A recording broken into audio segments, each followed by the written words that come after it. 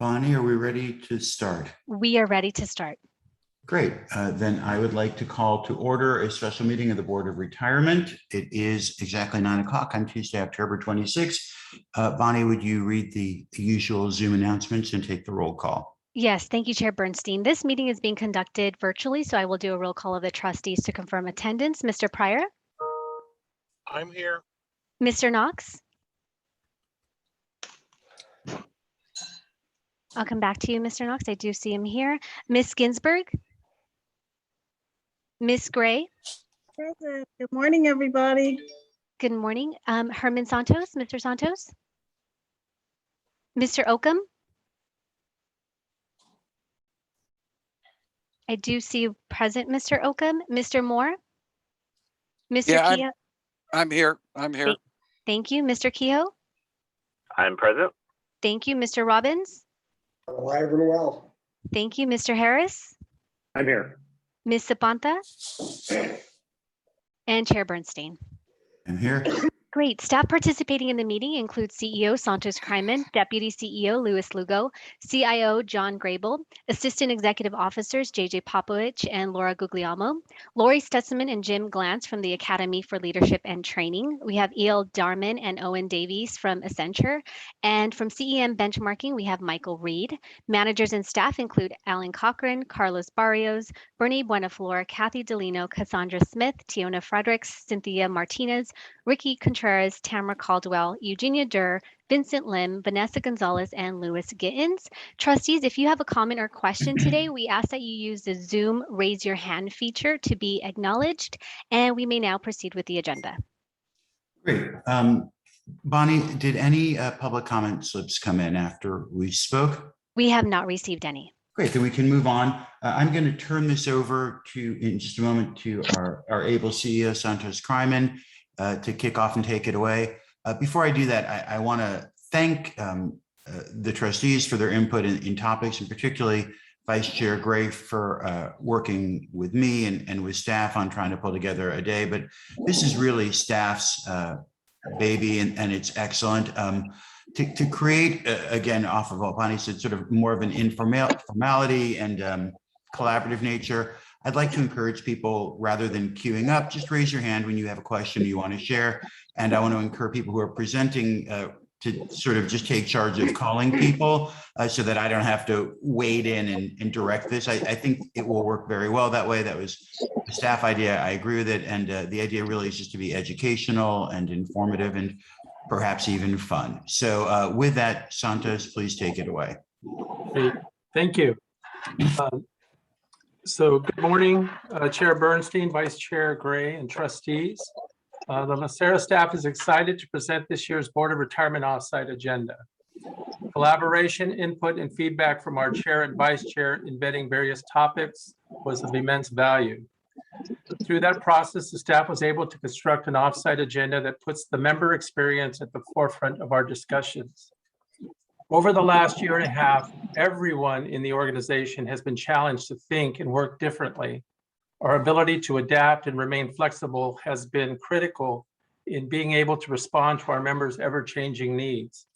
Throughout the day, you'll hear how the pension industry, other systems, and LACERA have evolved their customer experience focus. And you will hear about the future opportunities that exist to expand and improve our pension and healthcare service delivery models. In the coming months, LACERA will work collaboratively with your board on the development of a strategic plan that will complement the efforts of John Grable and his investment team to execute the Board of Investment strategic vision of moving from allocator to the best-in-breed investor. I also want to recognize all the hard work of our administrative and back-of-house support staff in admin services, IT, human resources, internal audit, FASD, and the Document Processing Center that come to work and do their job to ensure a smooth running operation each and every day. We could not have arrived here without your hard work and commitment to our members over this pandemic. It's important that I point out that we've done a really good job of focusing in this particular offsite on our members' experience and our service delivery models. But I do want to underscore the important part that our admin people play in executing the strategic vision and implementing a lot of the strategic initiatives that are moving forward throughout each and every day as we try to do our best to deliver exceptional service to all of our members. So there are sort of the unsung heroes, the HR folks that are needed to get our staff in place, and our IT folks have done a phenomenal job, and you'll hear a lot about some of the successes and some of the challenges that they're facing moving forward. And so I wanted to make sure that I did not leave them out, even though this particular presentation and day is really focused on our member services and our public facing and member facing operations. I did also want to make sure that I gave my appreciation to Mr. Grable and his team. They've done an incredible job. Their board of investment offsite was very, very well done. Provided a really good roadmap for where the investment side wants to move forward. And I know that my staff, especially my admin services staff, are going to be in the forefront to assisting him in executing that particular strategic vision moving forward. And so we look forward to working with him and his team to make sure that we make his vision a reality as well.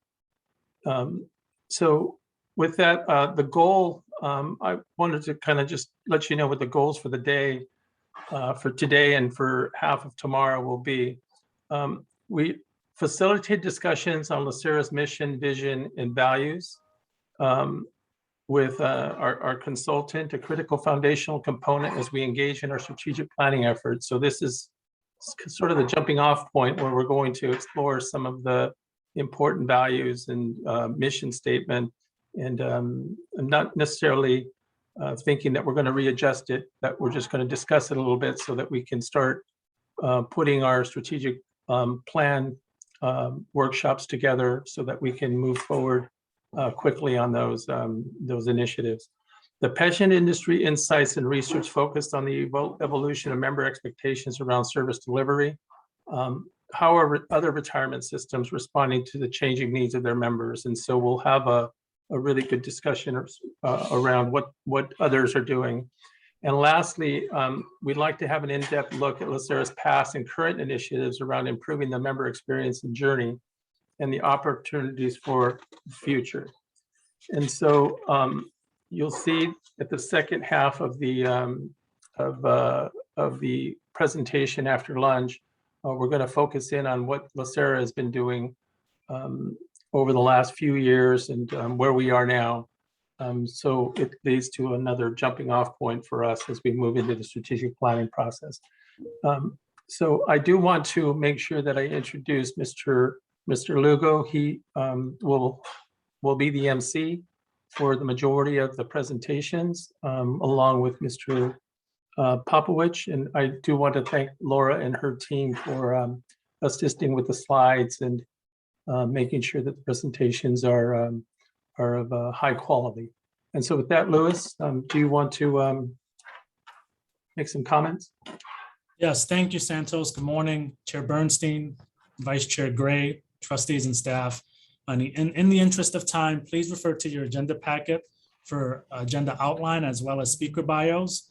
As Santos mentioned, the focus of day one is focused on the member, from having a facilitated discussion on our mission, vision, values, then having our pension industry experts, CEM and Accenture, provide a macro level view of the member experience and various insights. We're going to end the day, as Santos mentioned, with a moderated panel discussion with JJ and really a lot of team members within our member operations groups and across the organization that have either direct or indirect interactions with our members. It's kind of a behind the curtain view. Oftentimes we try to stay at the oversight level, but for today, you're going to get some in-depth knowledge and understanding in terms of how our service delivery has evolved at LACERA. So with the interest of time, I'm going to please join me in welcoming Lori, founder of Extra Mile Marketing, and Dr. Jim Glantz, managing partner and chief strategist at the Academy of Leadership and Training. And with that, I'll kick it to Lori and Jim. Thank you. So Lori, are you, yeah, there you go.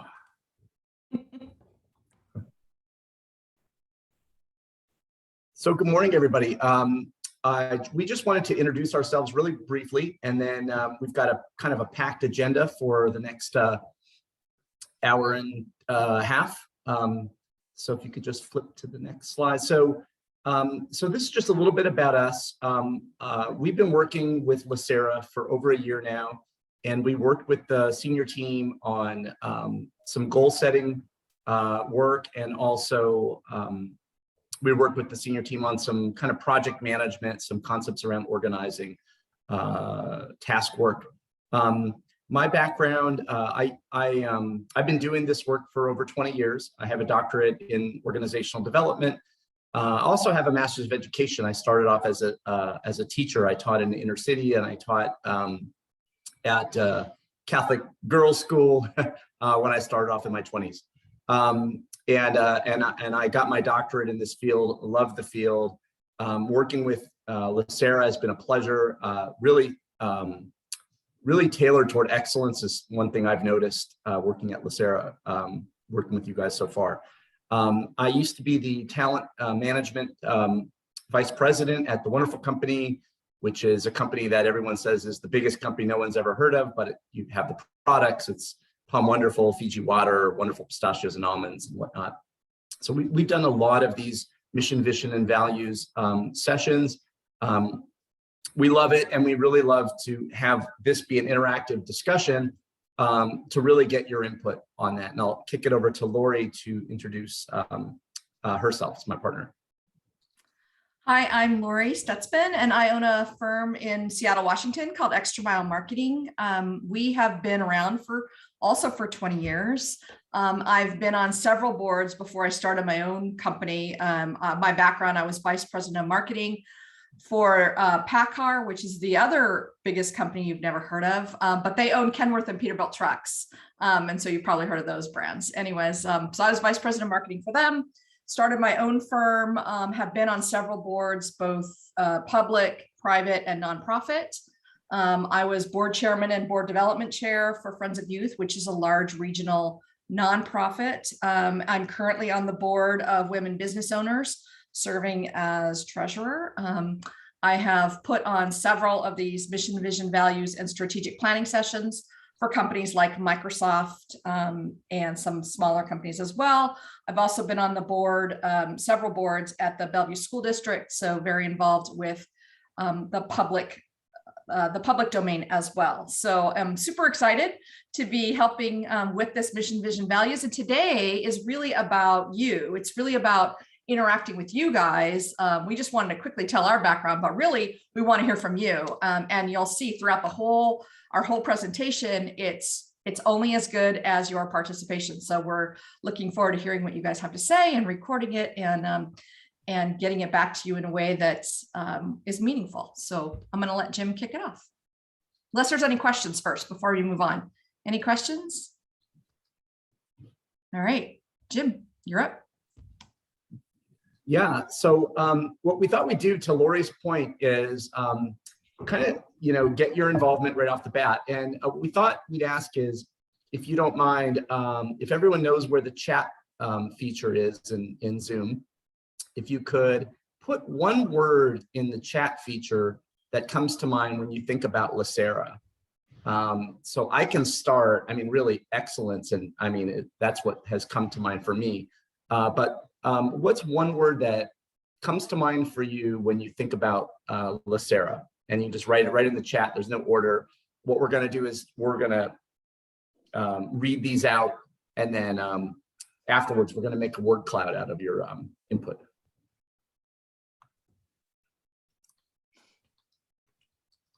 So service, security, consistency, outstanding, freedom, fantastic.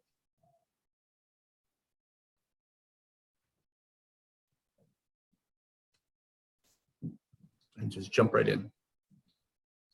Teamwork. Service, caring. That's wonderful. Responsibility. Competent. Yes, integrity, quality, fantastic. Keep it going.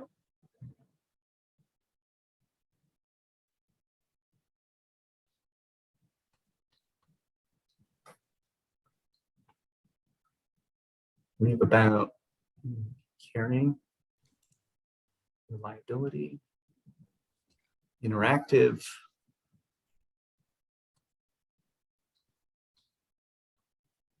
longevity,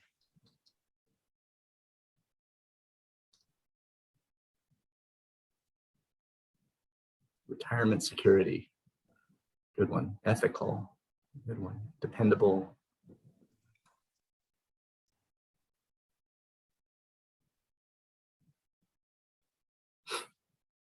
give another minute or so, experienced,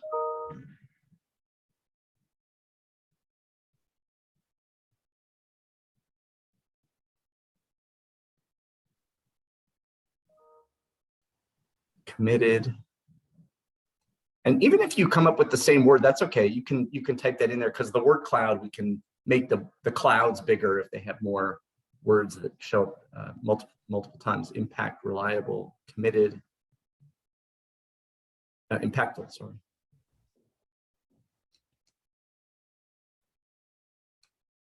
Give another 30 seconds.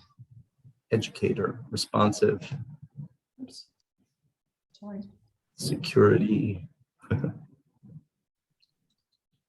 fiduciary, security, lifeline, duty, compassionate, committed. This is wonderful.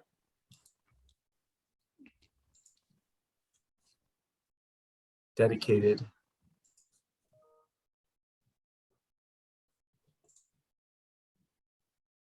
thoughtful, trusted, responsive, security, equitable,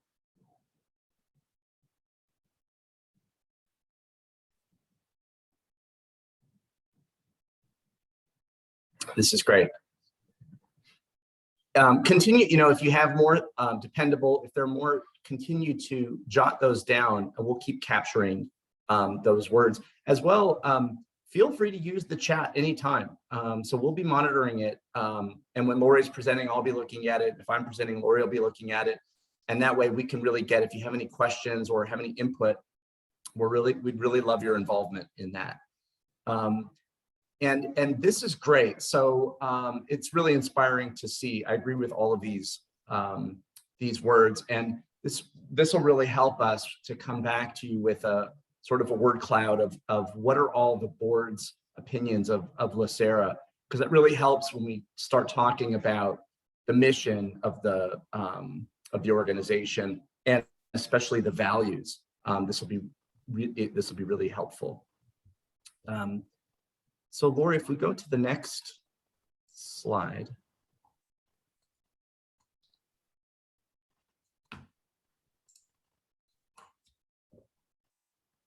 And so what today's meeting objective is essentially to look at our constituent personas. And those are, Lori will be talking more about that, but the most common constituents of LACERA, and really try to get in the mind space of how do we serve those people best. Remind us of our mission statement, which I think is excellent. The mission statement is excellent. I think it's good to revisit it. And we're going to then spend some time defining our values, and we'll really want your input during that time. And we'll talk about what the values mean and some examples, and really get your input in the chat on that. Crystallize the vision statement along with roles and goals. And what we wanted to do is kind of tee up the difference between today's meeting, which is the objectives on the left, and a strategic planning meeting, which you're going to be having in a month or two, which really gets at more of a strategic plan, looking at gaps, building alignment. This is what today's meeting will help you to do for that next strategic planning meeting, which will be longer and a little more intensive in terms of getting the goals together for the organization. But this will marry with defining those goals. In addition, we have a little facilitators technique that we use. It's called the parking lot. So you'll see on the lower left, that's the parking lot. The parking lot we use when we have we use it for all of our meetings, but specifically if we've got a lot of material to cover in a fairly short amount of time, there'll be some great ideas that'll come up that everyone will want to get into. Please give us the grace to jump in and say, can we put that on the parking lot? And that is a place where we're going to capture and get back that to Luis so that those great ideas can continue to be worked on outside of this meeting. So as we facilitate, don't take it personal. We're just trying to get through everything in the time allotted. So that's why we use that. So if we look at.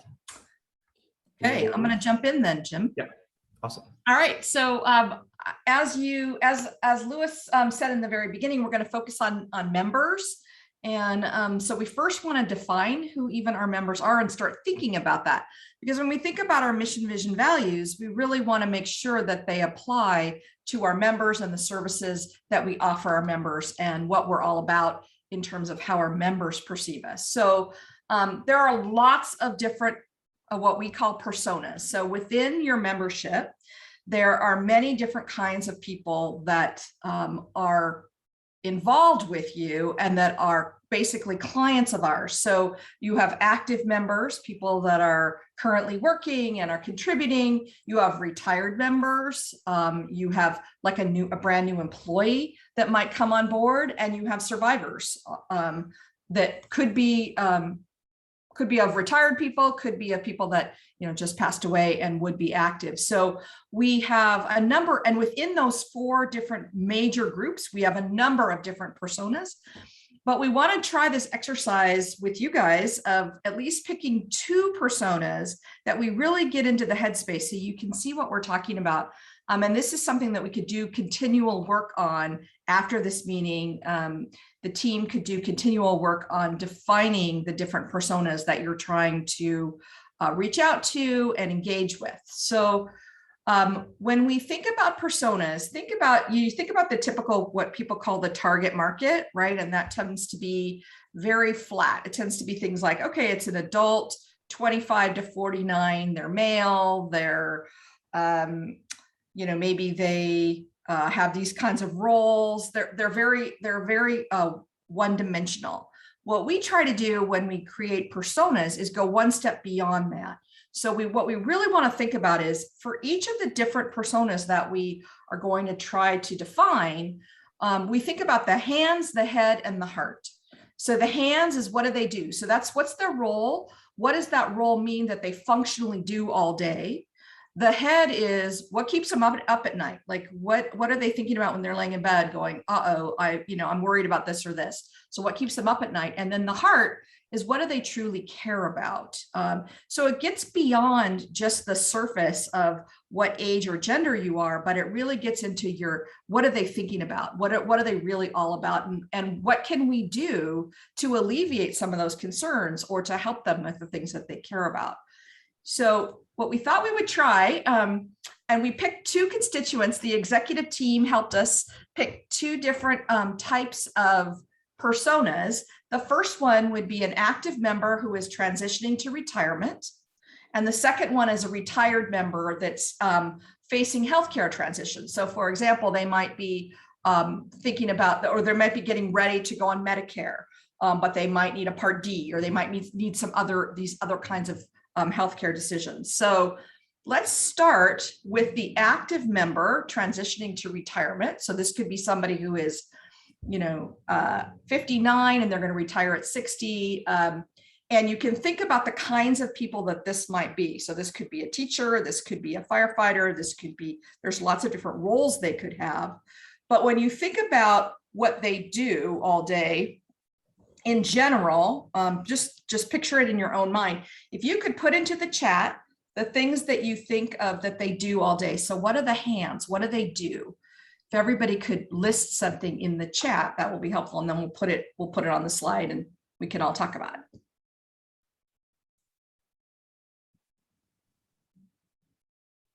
So one thing, for example, we have Matt with us who's behind the scenes, and who's magically putting these words on the screen. But Matt, for example, they likely they work for the county. They could have a number of different jobs, but they could be teachers, they could be firefighters, they could be police, they could be, you guys help me out because you know your constituents better than I do, but they could be road workers, they could be, there's lots of different, yeah, they assist others. They could be in healthcare, they could be.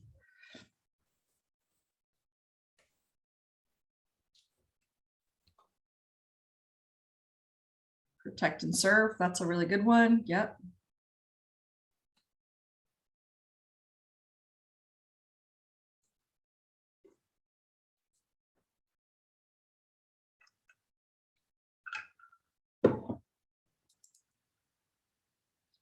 Yep, homeless prevention, legal defense. They're the voice of the community. That's really good.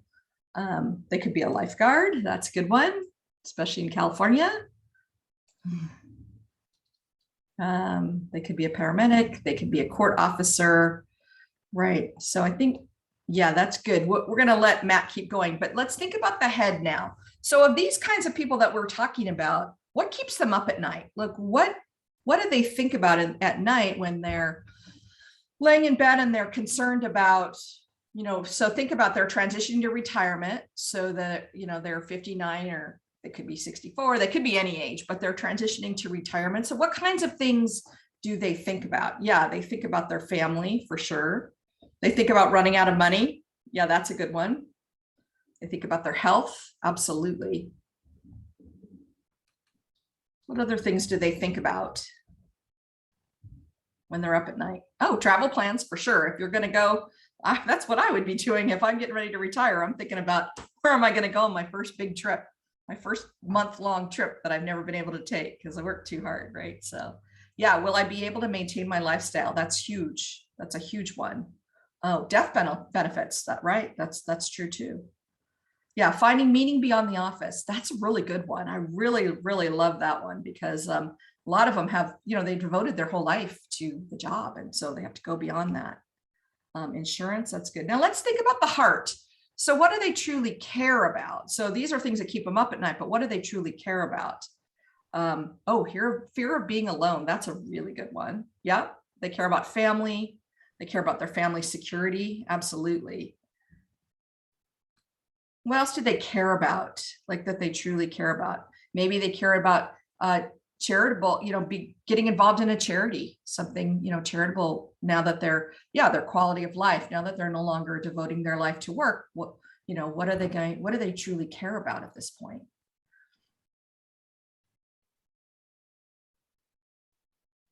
What else do they truly care about? The heart, the meaning of their life. That's really good too. Really good one. Okay, so that's a really good, so if you think about this person, at first people would say, well, gosh, we have a million different kinds of members that are transitioning to retirement. So how can we pick one? Well, we actually built, now you can see we built a persona right here, even though it could be lots of different types of people. But if we keep this in mind, that this is what they're thinking about, this is what keeps them up at night, this is what their heart's all about. Keep this in mind as we're building our mission, vision, and values. I think it'll be really helpful. Let's do the retired member that is transitioning to different kinds of healthcare. So potentially transitioning to Medicare or other kinds of things. So they're retired now. They no longer work for pay. They might work, but they might, you know, not for the same reasons. So what kinds of things do they do all day? So think about their hands. What do they do all day? So they might think about, it might be things like they volunteer, good one, or they might play with their grandchildren, or they, yeah, caregivers, perfect, Laura. That's exactly what I was thinking. What else do they do all day? If they're retired, they're transitioning to maybe Medicare, so they're probably around 65-ish. What kinds of things do they do all day? They might do hobbies that they've always wanted to do. They might become a painter or a writer, or, you know, things that all of a sudden they have time to do that they didn't have before. They golf, good one, yeah. tennis, yeah, gardening, yeah, lots of good ones there. They start working out, yeah. They start a new job. Good one, JJ. That's probably really true. A lot of people, think about it. They become a consultant because they want to work full time, but they want to be able to still, use their skill set. So things like that. All right, let's think about the head. So if we think about what keeps them up at night. So these people, what keeps them up at night? Like, what are they mostly worried about? And I would say healthcare. Again, healthcare is probably a big one. What else keeps these guys up at night? Am I going to be able to afford my healthcare? Yeah, exactly. Taking care of the family when they're gone. Yeah, that's a really good one too. What else keeps them up at night? Enough coverage. Yeah, that's a big one, because what if something major happens, right?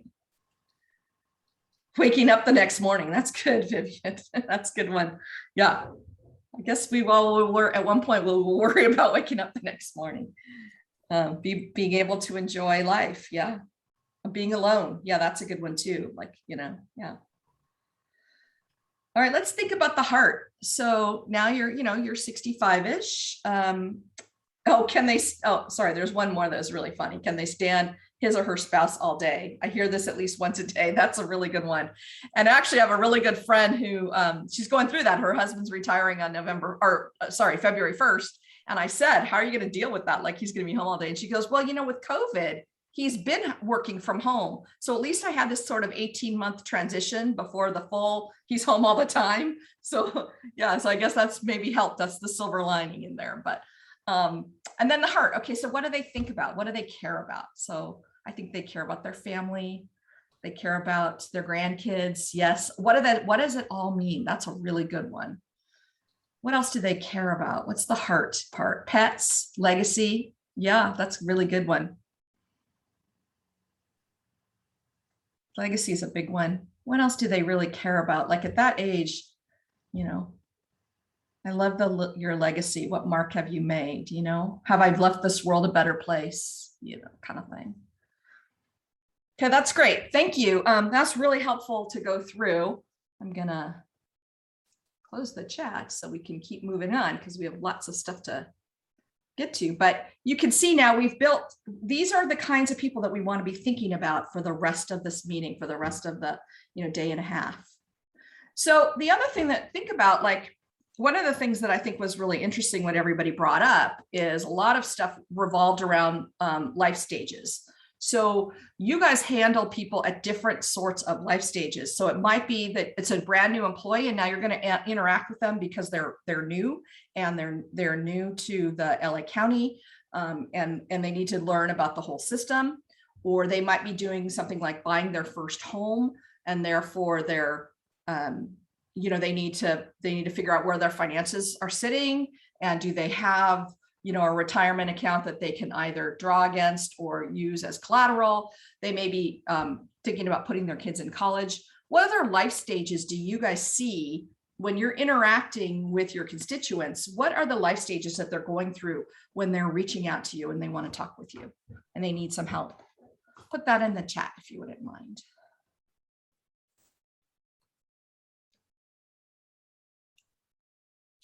What are some other life stages that they might be going through?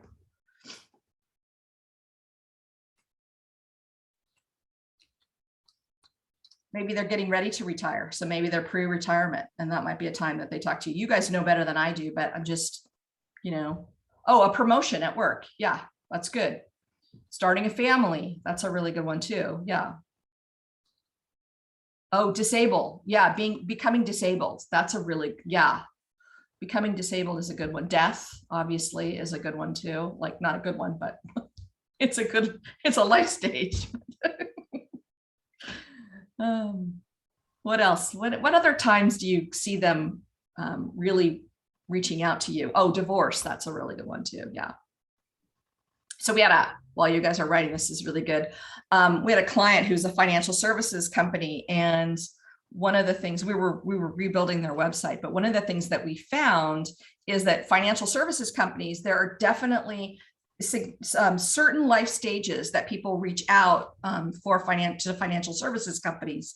And because they have really strict rules about what they can and can't put on their website, what we did is for each one of these kinds of stages, we built like a mock person, a mock persona, and had them going through that. And then what would they need from the financial services company during that period of time? So we did divorce, we did pre-retirement, we did retirement, we did starting a family, a lot of these same kinds of things. And this was actually the most read by far, other than the homepage, the most read part of their website.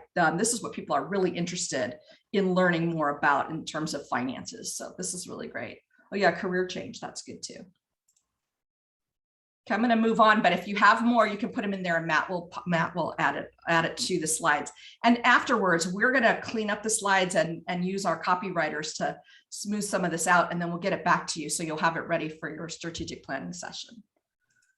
Okay, so now we want to move on to your mission statement. I'm going to give it back to Jim, and then we'll come back and do some more exercises a little bit. You're on mute, Jim. Okay. Perfect. Great. So the mission statement, we just want to kind of tee this up just so we're all aligned around what a mission statement is. And we're not going to spend much time on that, but the mission statement is sort of the organization's purpose for existing. They're action oriented and they're kind of a brief, powerful way to outline what the organization hopes to accomplish. So if we keep going. So the mission in this case is to produce, protect, and provide the promised benefits to our members. I love this particular mission statement because to me, it really captures what you guys do. And it's simple and it's easy for people to read on a website or a poster, and that people can get their head around it. So once again, the mission is to produce, protect, and provide the promised benefits to our members.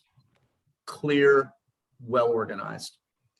When we move from mission statement, the next thing we wanted to, again, we're just doing this very briefly to talk about is the organization's values and what those are and how they're used. So the values are the core principles that help guide the organization toward its vision and help it complete its mission. So it's kind of how are we going to work together and how are we going to make decisions together and what do we agree on as our core. The values serve as a moral guideline for the behaviors and actions of the organization and its employees. So what this gets at is the values they're agreed upon and aligned with the board. They're also really, they should be lived by the executive team.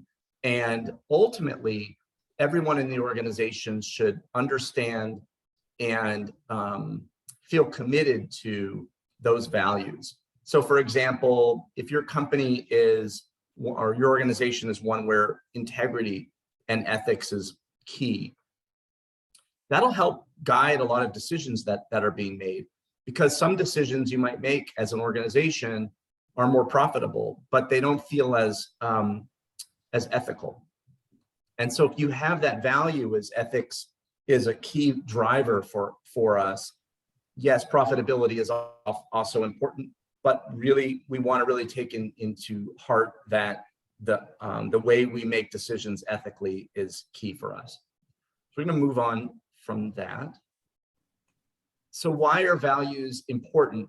And one of the things we thought we'd introduce, or some of you already have seen in various organizations or even at LACERA, is values can be really helpful even in the way you interview and in your criteria for bringing on new employees.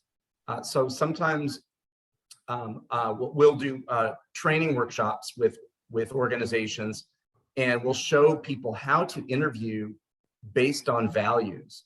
So if a key value, let's say, is teamwork, how can you ask a question around teamwork that really gets you to understand that applicant and how committed they are to working as a team versus working individually. So there's ways to do that. Values might also be feathered into the performance management. So of course, in performance management, you look at someone's goals and their accomplishments. You may also look at how they achieve those goals. And so part of the performance management might be to provide feedback on, if we stick with the teamwork theme, on, yes, you accomplished your 5 goals this year, you did an amazing job of that. Did you operate as a team? Did you support others as you did it? We've all worked probably for organizations where there was someone who was a super producer who just plowed through everybody to get their stuff done and their projects completed. And so that might not be living the value of teamwork.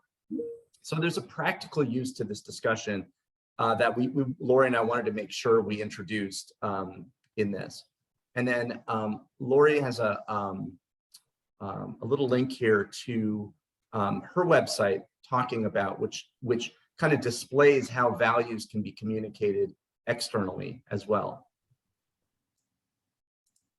Let's see. Are you seeing my website or no? Yeah, we're seeing it.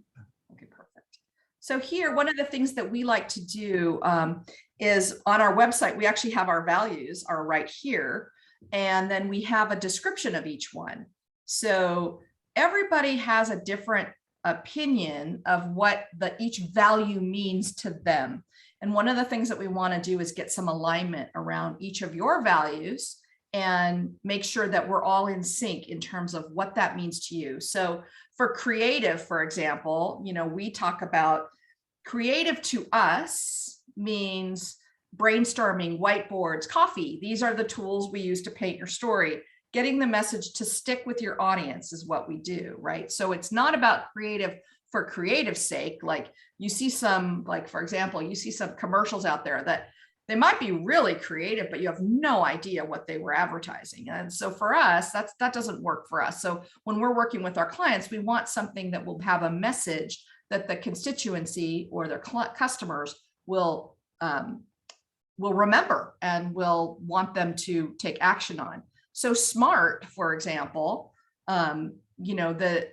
we think that it's important to have everybody everybody that's in our group has to sort of be a geek. Like we're all about numbers and metrics and reporting and things like that, because it's great to have lots of opinion about marketing, but really marketing comes to life when you can prove that this type of action produces this type of result. So we like to make sure that everybody, we call ourselves all marketing geeks, which we really are.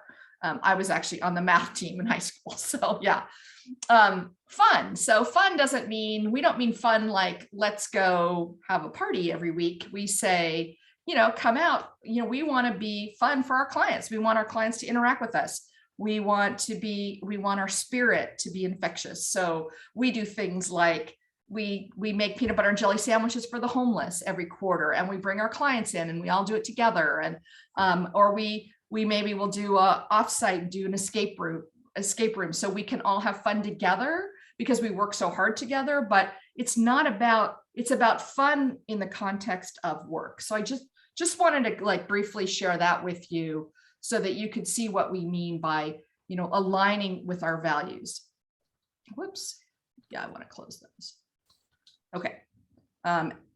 Now we're going to work on your values. And what I love about your values is that you have these different values that are, like Jim said, they're about integrity, they're about respect, they're about teamwork, things like that, but they spell the word profit. So basically what you're saying is profit is not our number one value, but it kind of supersedes everything else. Like we have to make sure that we're profitable because again, we're thinking of our constituents.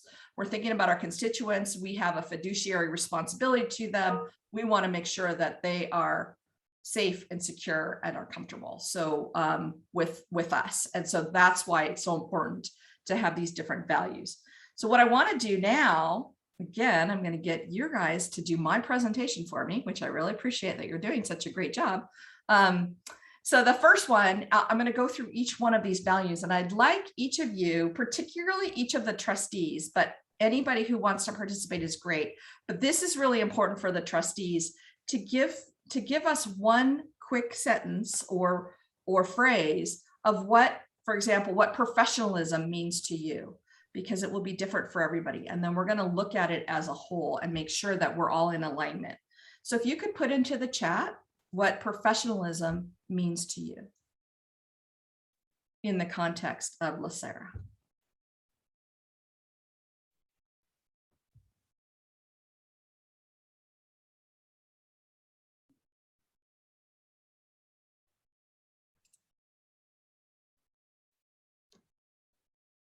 Transparent communication. I love that one. That's a really good one.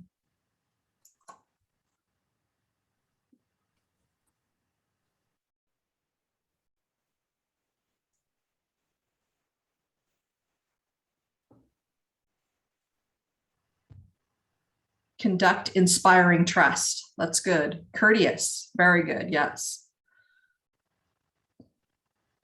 I always say when I'm hiring people, I can't teach you manners. I can teach you functionally how to get your job done, but I can't teach manners. I can't teach courteousness. You know, I can't teach some of these things. These are things that you have to come to the table with, right? So not allowing personal interest to interfere with what is right. Clear, direct, and correct communication. That's really good.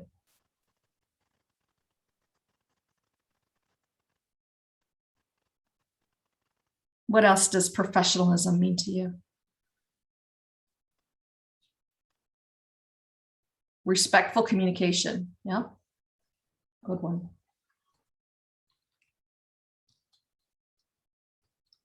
And what I like about this is most of you are thinking about it in terms of interacting with others and communicating with others. So I feel like we do have alignment in terms of professionalism when it comes to communication and interacting with others. That's really good.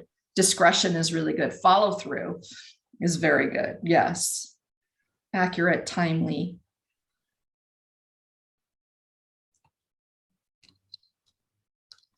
Acknowledging others' points of view. Very good. Yes. You never know. You might actually wind up learning something from somebody else, you know. Again, that's you know, surrounding yourself with smart, capable people. Appreciation in a respectful way for different opinions. Absolutely.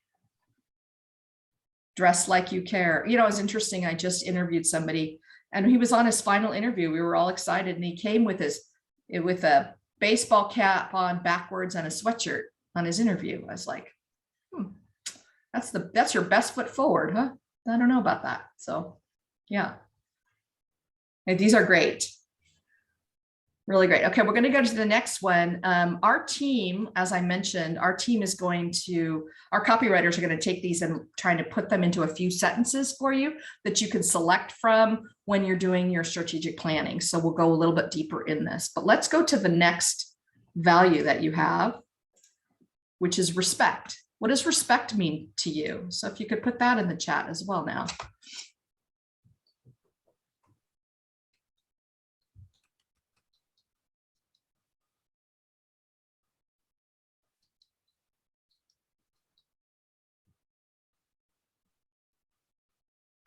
Treating everyone with dignity. Yeah, I love that one.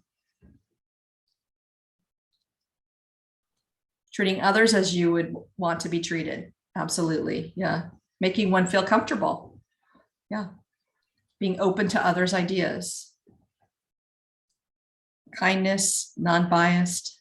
Yeah. Seeing things from other people's perspectives. I think that's really important.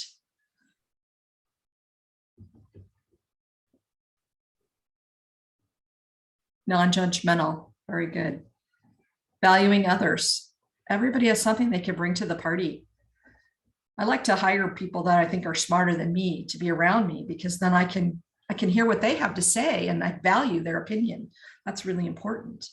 Being truthful, using appropriate language. Yeah, I actually, when I was working at PACCAR years ago, I was in a meeting with a bunch of the merchandising group and one of the group, and we owned a bunch of auto parts stores up and down the West Coast. And one of the the chains that we owned was Grand Auto. If you've ever worked in Northern California, they were all over Northern California, but Grand Auto. And a lot of our customers had varying backgrounds. You know, they were a very diverse group of people in California, as you guys know. And we were in a meeting, and one of the merchandising guys started calling them names that I would never, ever use. And I actually got up and left the meeting. And the president afterwards said, you know, Lori, you've never left a meeting before. Why did you do that? And I said, first of all, I didn't think we were being respectful to each other, but we certainly weren't being respectful to our customers that pay our bills. Hello, they pay our salary. So we need to, you know, learn to be respectful of them, because without them, there's no us. You know, there's no job here. So yeah, that's good. Listening, being attentive. That's really good. Okay, we're going to go on to the next value that you guys have, which is open communication. And put in the chat what open communication means to you.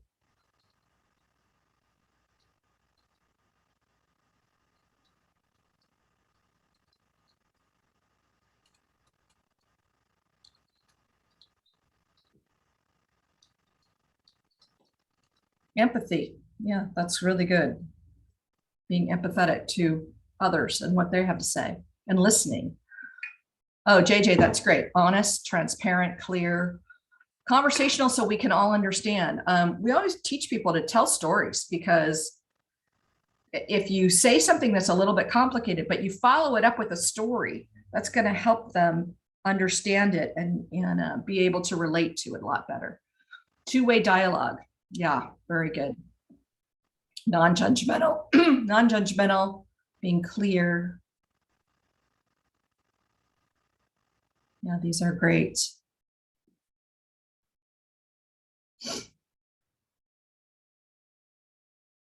Want to make sure that we're getting our the trustees in here as well. So if you're a trustee, thank you, Elizabeth. Timely, that's good. Yes. Honesty. Yeah, transparent, very good. Yeah, these are great. Okay, we're going to go to the next one. You can keep adding them. Matt will keep populating. I just want to, yeah. Oh, I love that one. Avoiding assumptions, Laura. That's a really good one. Yeah. Don't assume. Have a conversation. One of the things I always try to teach, particularly young people in our team, is if you have anything difficult to talk about, it needs to be in person or on the phone at worst case, but it's never should be a text or an email if it's a difficult conversation. You really need to have that interactive. It needs to be two-way conversation so you avoid assumptions. I think that's really good. Open door policy, great. So the next one is fairness. Our next value is fairness. What does fairness mean to you?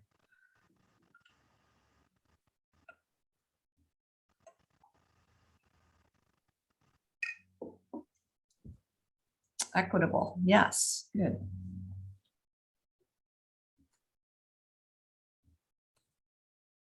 What do we mean by the word fairness when it comes to LACERA?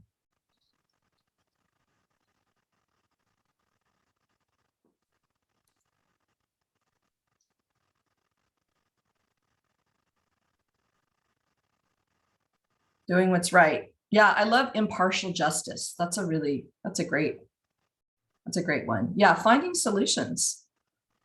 Being a solution, yeah, you know, help when people come to you, helping them find some way around what they need to get done to help them accomplish it. Fairness. Balancing fiduciary duties. That's a really good one, right? So important. Consistency in rendering decisions, so you know what to expect. I think people are okay with there being rules if they're applied fairly and consistently.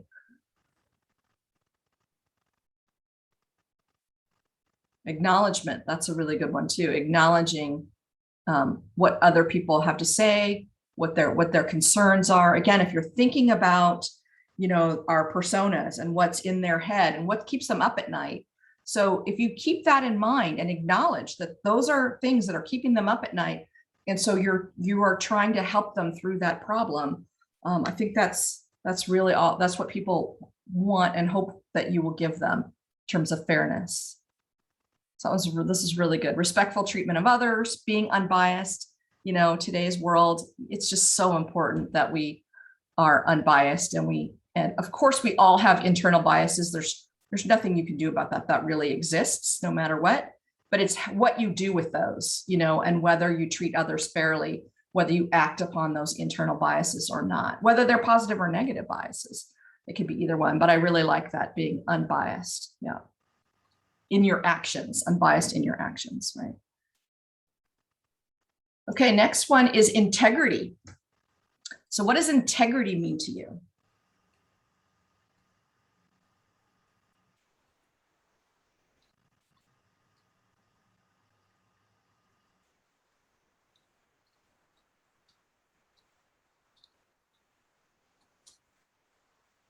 Yeah, doing what you say you're going to do. I think that's huge. Being honest, being respectful, yeah, being trustworthy, fulfilling your promises. That's a really good one. Yeah, trustworthy is, yeah, going to be a couple of times, I think. Honesty. Oh, I love that one, Vanessa. Always doing the right thing, even when no one is looking. That is true integrity, right? So being consistent, absolutely. Again, being consistent. People are okay with rules, but just be consistent. I love moral compass. You know, make sure you have one and follow it, right? Yeah, your word is your bond. Yep. I love being a good example too. That's a leading by example is huge. That's a really great one.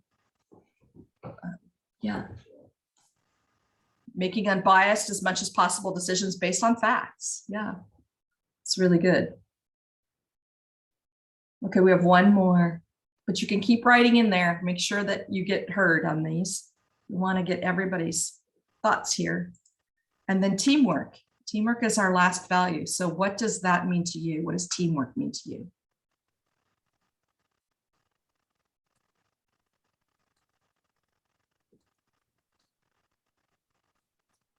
Yeah, encouraging others. I love that. You know, being a mentor, being inclusive. Yeah. Working together towards a common goal, lifting others up. I really like that one. Yeah. Delegating, you don't need to keep it all for yourself. People feel really good if you delegate to them and you prove to them that you trust them. You know, working towards a common goal or outcome, collaboration. A really good one. Keeping an honest and open dialogue. Yeah. Not being above doing anything. That is one of my huge ones. So sometimes my job is to run our strategic planning and to think huge and where are we going to be 5 years from now. Sometimes everybody's heads down in our company and my job is to empty the dishwasher because that's what needs to get done. Right. And so if you're willing to do that, you're leading by example. And, you know, and I love that. So then other people say, oh, well, it's not above me to do whatever job needs to be done to make sure that we're doing the best teamwork possible. Not being afraid to ask for help. I love that one too. It's actually a sign of strength that you're willing to ask for help. It is not a sign of weakness. And then you trust people more because if they come to you and they say, I need your help on this, then you know that when you give them the next job, they're going to come to you if they have an issue rather than, you know, hide it. And then you find out after the fact and it's now become a blown up issue. I love when you know that people will come to you. Sharing ideas. Yeah, not being afraid to share the best of what you have to offer. I love that. Care about the results. It's not about you. It's about successful completion of the task and the goal. Really good one, JJ. Yeah. Offering your help. Yeah, I love that too. It's really good. Yeah. And being serious. That goes back to that open door, open communication, you know, offer your help. Exercising humility. That's a really good one too. And empowering others.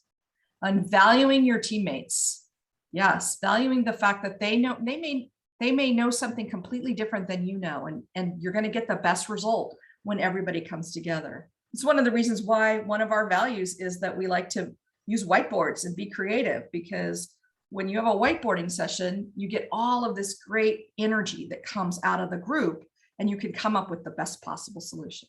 So these are fantastic. So we're going to take each one of these, we're going to put them together, and we're going to put a couple of options for you so that you can look at them. And we'd really like you to get to the point where you have, okay, teamwork to us means this, so that when you bring it to the greater team, everybody knows what you mean when you say the word teamwork. So this is terrific. Thank you. So we just went through a lot of what our values are. Are there other values now that we've had a chance to think it through and you've participated? Are there values that we have not included that we really think we need to include another word in there? And if you have that, go ahead and put it in the chat and we'll capture it. And then are there any values that we just talked about that you think are no longer essential? And are there ones that maybe based upon the descriptions that we gave, maybe we don't have the right word? So for example, we used to use the word organized as one of our values.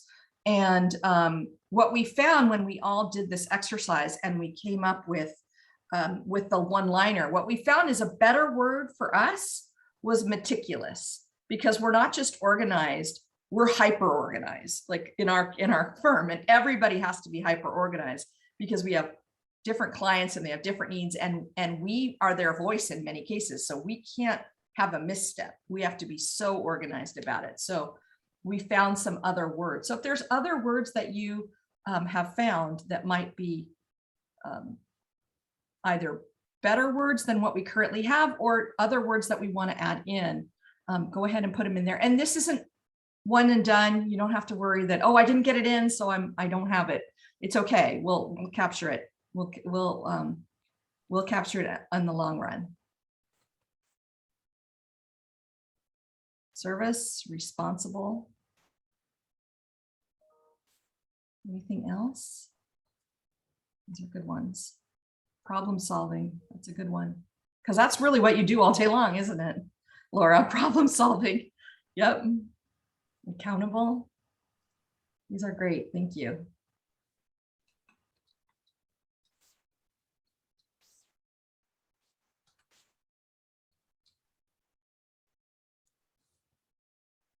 Okay, I'm gonna close the chat, even though you go ahead and keep putting them in. Like I said, Matt will capture that. We're gonna move on to our values next, so that we make sure, or sorry, our vision. So we make sure we spend some time talking about visions as well. Okay, Jim, back to you. Yeah, that was awesome. So, and when we're talking about a vision statement as opposed to a mission statement, and it's funny, I always think of, I know people always say mission, vision, values. I always think vision, mission, values. To me, vision is like the inspirational future that we're trying to get to. The vision statement is the future view of the industry and itself, and it contains the organization's goals for the business, its employees, customers, and its place in the world. So another way of putting it, I have some notes here on vision statements, is a lot of time an organization will use a vision statement to outline goals that appeal to talent. So it's something that if you're trying to get the best people to work for LACERA, you might have a vision statement that really inspires people to want to be a part of that organization. So that's kind of what a vision statement is.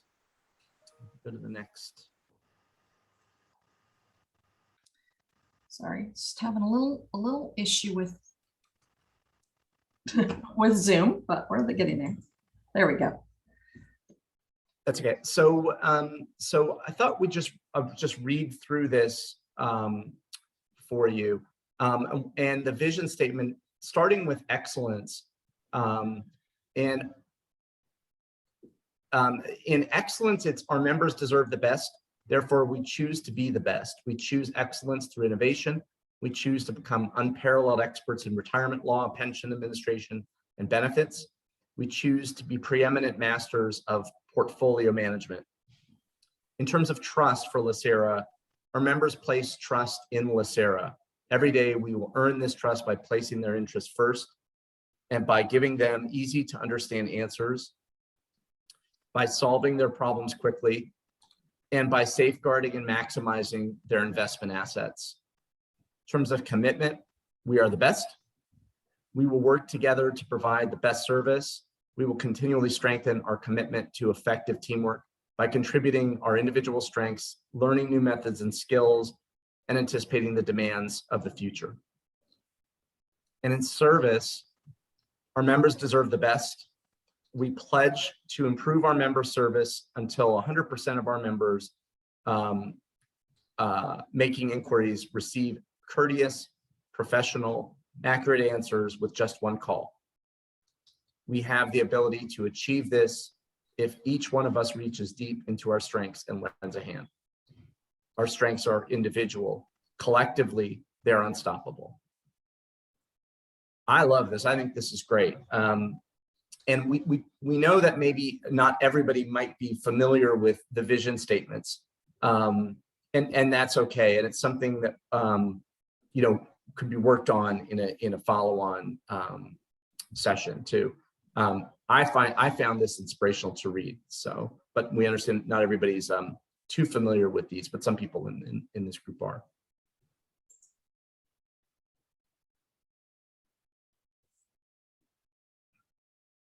Lori, I think you were going to talk about board roles and responsibilities a little bit. Sure. Yeah, so based upon the vision statement, we want to really talk briefly about board roles and responsibilities versus staff roles and responsibilities. And what we did, we talked with your executive team about this, and they said, it'd be really great if we could have sort of some guidance around what the roles and responsibilities might be for our board, for our executive team, for our staff. And I did some research on this to really find what I felt was a like-minded groups of LACERA and what their roles and responsibilities were. So the standards of practice, as I read about, and we know these things from working with teams, but I really wanted to get some expert opinions here. So the roles and responsibilities of the board would be things like establishing the mission, goals, and policies of the organization. So that's what we're working on right now, what we should accomplish and how we should conduct ourselves in the process. And that's our values that we just talked about. Develop a long-range plan for the organization, define our strategy and a time frame for achieving our goals. Ensure the long-term financial stability and strength of the organization. And particularly because you have a fiduciary responsibility, this is a really big one for the board. I know every board I've been on, the number one thing that we concentrate on is right here, is the fiduciary responsibility. Ensure the long-term organizational stability and strength of the organization. So bring in the individuals that you need with necessary abilities to lead and manage the organization into the future. So not just for today, but identify gaps, identify where we maybe are going to need some help coming up, and then making sure that we have the right people in place for that. This generally relates to the either executive director, president, CEO, those kinds of roles, but it could also be very senior management, anybody in the C-suite. And then maintain the integrity, independence, and ideals of the organization. So don't allow individuals or other organizations to compromise these principles. This is really important, especially we just talked about our values. So not letting anybody sway us from those values that we set. The values you set today should likely be the same values you have 10 years from now and 20 years from now. Integrity is integrity. You either have it or you don't. And if that's an important value, that should be your value in 20 years from now. So making sure you don't let anybody steer you off course from that. Hire and develop an executive director to manage the operations of the organization. This also means supporting that person, making sure that person has the resources necessary to be successful, doing their review, making sure that they know where they stand, open communication, like we talked about, making sure that you let them know how they're doing in terms of what your expectations are of them. And then exercise management oversight of the executive director. So approving annual budgets, reviewing operating and financial results, auditing for compliance with internal policies and external requirements, and then reviewing performance against goals with the executive director. Is there any conversation we want? This was not meant to be a be all end all. This was just wanted to give you some advice that came from expertise in the field. Any questions around this?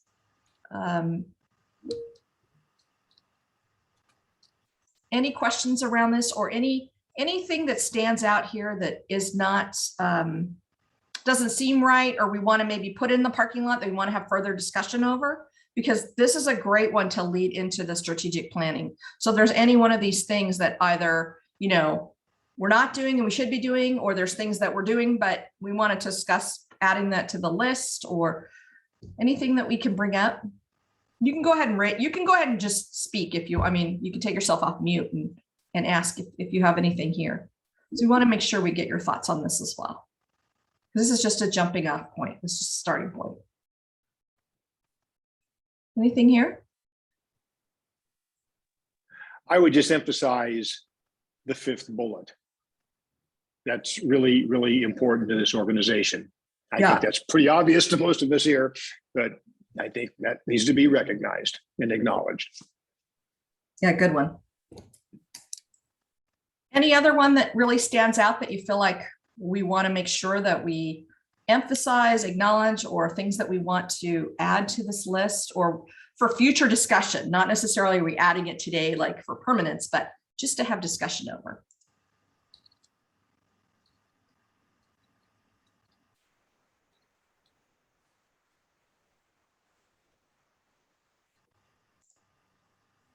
I think that 5th bullet that JP mentioned really says it all, because everything else seems to fall or flow from the 5th bullet. It seems like the 5th bullet should be the first one, the first or second one, because to build organizational stability and strength come for us if we do maintain our integrity and our independence and our ideals. So it's really arranging those bullets to fit LACERA. Yeah, the exercise of management oversight is good, and that sort of belongs right at the bottom. I mean, not that Santos is at the bottom, but it's it as I said, everything flows from the integrity, independence, and ideals of the organization. Yeah. And I like the sub-statement, don't allow individuals or organizations to compromise our principles. That is so important, especially today. Yeah. Great comment. Thank you, Vivian. What else?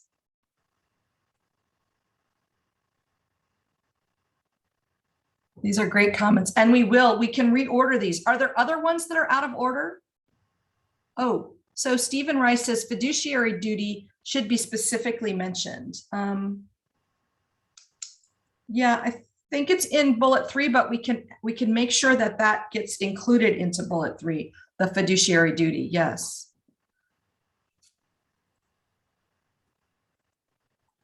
A comment there would be it's beyond the financial stability and strength. Fiduciary duty is overarching. Yes, good point. Yes, thank you.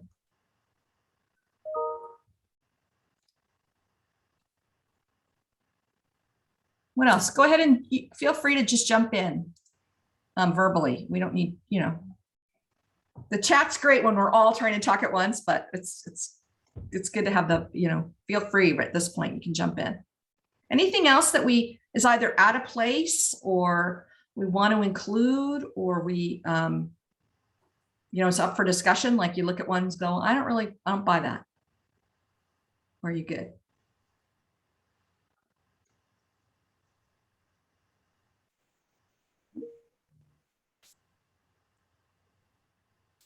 Yeah, so Alan said, I think there is some basic stuff that we do that needs to be spelled out, like approved disabilities, approved budget, pay bills, unless that is not the standards of practice and belongs elsewhere. So some of those, I think we should definitely put that in the parking lot to talk about further. There are some things that we're going to do that fall under these sort of major strategic initiatives that are more hands-on, more action plan versus strategic plan. But I'm not the one to make that decision. So let's go ahead and Matt, if you just grab that and put it in the parking lot, that would be really good. Can I say one additional thing? Of course. The sixth bullet, hire and develop an executive director. I don't even think that belongs there because we have exercising management oversight of the executive director.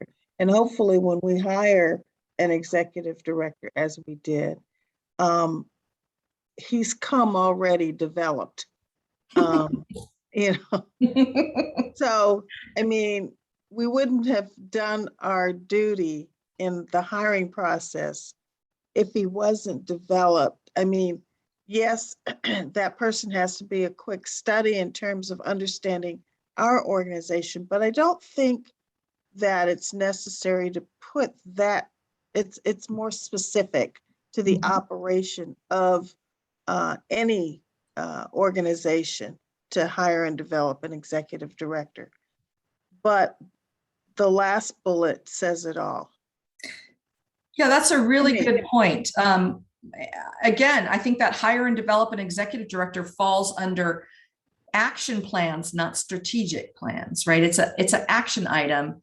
The strategy is to exercise the management oversight, right? And all of those things. But one of the items underneath that might be to hire the person. So any other comments about that? Because I think that's a good comment to bring up.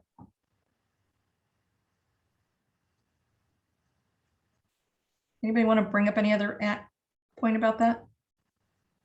I might just comment that I don't have a problem with the bullet, except it's too narrow. I might feel better about it if it said hire and develop an executive team to manage the operation of the organization. I don't want us to just focus on one individual and then that person falls off the face of the earth. We're sitting there going, well, now what do we do? I want a whole team of individuals with a deep bench that they're all working with each other. And if somebody falls off, no problem. We don't have a vacuum. We've got people ready to step up and take that position. Sure, we may, I'm not saying that means we're going to limit our executive search exclusively to internal, but I think we should always be managing the organization to where the internal folks are capable to step up both on an interim and potentially a permanent basis. So it's more develop the team to manage the operations of the organization. Yeah, I think that's a really great point. And I made a note also, succession planning is part of what you're talking about, really making sure that, making sure that we have a bench if something happens to one person. Yeah, exactly. Yeah, really good. Yeah, that's a great comment. Any other comments about this stuff? Okay, we're going to move on to the next because I want to make sure we get to everything, but this was really important and I so appreciate your candor and your comments. We'll make some adjustments, and this is something that you guys can review in your strategic planning as well.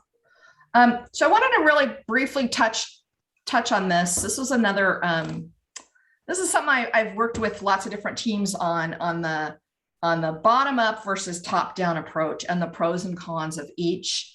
And So bottom up is, where you get employee input that moves up to company-wide collaboration, and then tasks are completed and reviewed by the higher ups, the senior management or the board.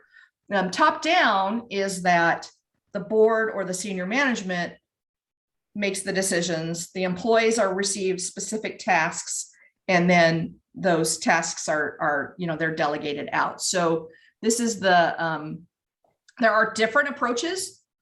One's not right, one's not wrong. They're just different.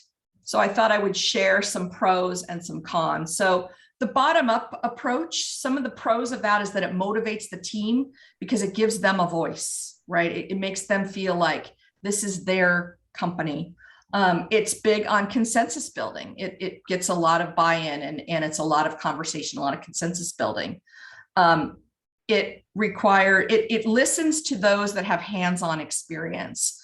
And I know when I was on the board of Friends of Youth, we made some strategic decisions that had we not listened to the staff, we would have actually had some big missteps. One example was we had a property that we owned in the next county over, and it was really difficult to manage from a district manager perspective. It's a lot. Seattle has terrible traffic, so getting there and getting back was really difficult. And we decided, since we only had one, we had one program in Everett in another county up, that we would go ahead and eliminate that program so that we could concentrate in King County, which is where the majority of people live. And we were ready to do that. We had somebody that was wanting to buy the building. We had was set. We were just great price. It was really going to be good for us from a financial standpoint.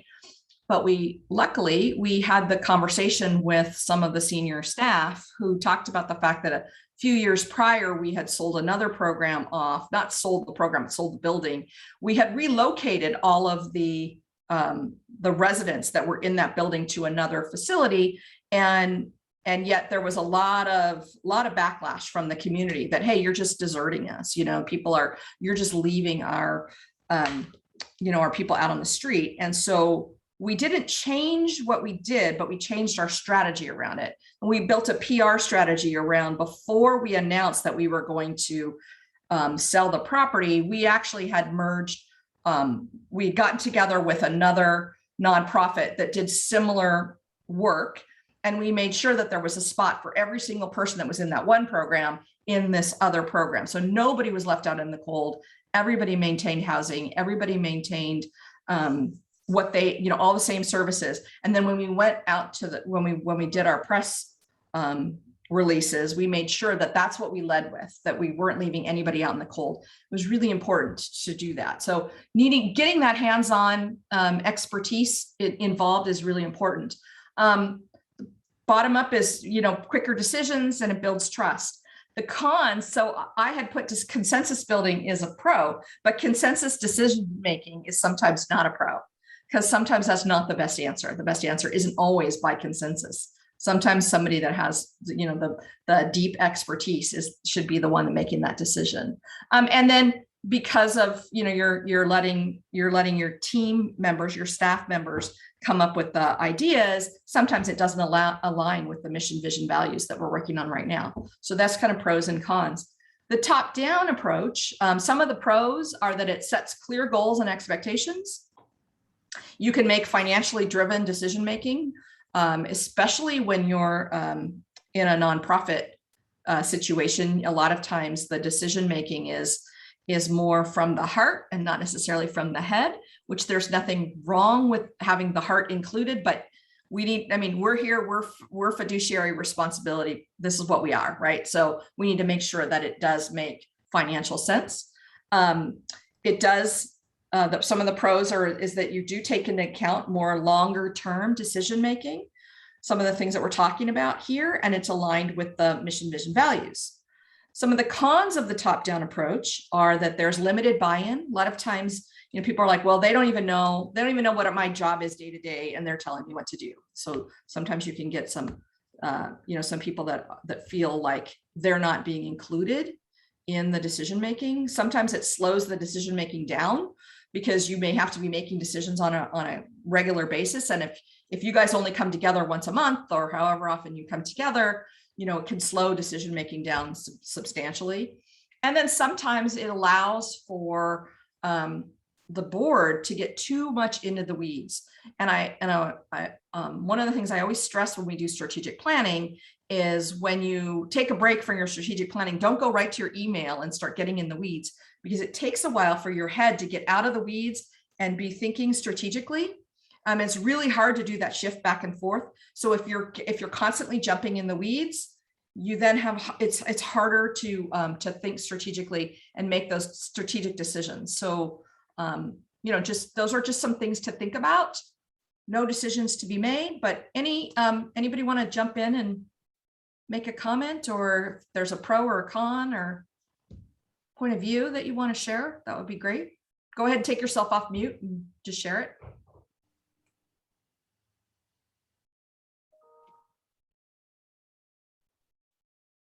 Anybody want to share? You guys have been so good about sharing this whole time. I stumped you, right? Nobody's going to share now. Lori? Yeah, Laura. So we're not limited to one or the other either, right? Absolutely Some not. decisions Yes. can be both. That's right. Good point. Yes. Some decisions are more appropriately made top down. Some decisions are more appropriately made bottom up. And one of the things that is going to be, I think, is something that you guys could work on in your strategic planning. My recommendation would be to delineate between action plans and strategic plans. And the board should really be focusing on strategic plans, longer term vision, bigger picture strategic plans. And usually the executive team and the staff will worry about the action plans. Of course, they have to develop those action plans, and the board has an opportunity to review those, but usually that's how it's delineated. But it can be a mix and match. For sure. Any other comments? I have a comment. Yes. So I think the first premise is that the tail should not be wagging the dog, but at the same time, buy-in by staff, frontline staff, is very important. It's important because morale is important. Morale is important because morale is deeply tied to our level of performance. So I think a hybrid approach is best. Yeah, great comment. Yeah, that's very true. It's really important to make sure that your team feels like they're being heard and that they're a part of the process. Yeah. Another comment? Santos, did you have a comment? Yeah, I was just going to say that I don't think there's any doubt that there's going to be a combination of the two, especially in the creation of the action plans, where the local knowledge or the line knowledge is going to be incredibly important to determine not only timeframes, but the actual steps that need to be taken in order to implement the board's vision and the board's strategic direction. So the strategy part of it is something that we are all looking forward to doing, because there had been a lot of strategic initiatives that had started several years before that we're just now getting to the execution part of it. And going from, those strategic initiatives that this board approved years ago, to trying to figure out what that next level of service delivery is going to be incredibly important. And it's going to be incumbent upon staff and the executive management team, the senior management team, to work together with the board in order to identify the proper timeframes, the proper action plans that are going to be moving forward. Setting those priorities is going to be number one in terms of when those action plans start rolling out and we start sharing them with the board and putting a plan together. So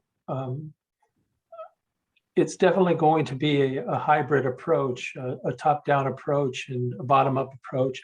But I think it's really important that everybody understands that while we're trying to build consensus around those particular initiatives, there are times when the board is going to put their foot down and say, this is what we're going to do. And there's going to be times when the executive team is going to say, hey, we consider your input, but this is the direction that we're going to take in terms of implementing, executing the action plans. So the morale is going to be important. That's why the values are going to be really important, because that communication piece is going to be instrumental in moving us to that next level of service that we all want for our members. So those are my 2 cents. Those are great. Thank you for sharing that. Anybody else have a comment they want to share? I think that was really important to hear, why a hybrid approach really does work well, because there are some decisions that, consensus is not always the best. It can be paralyzing. Sometimes consensus is, but you still want to have enough consensus building that you get them to share, and then you can make some decisions based upon, what they've shared with you. I think that's really important. Louis, did you have something you were going to jump in?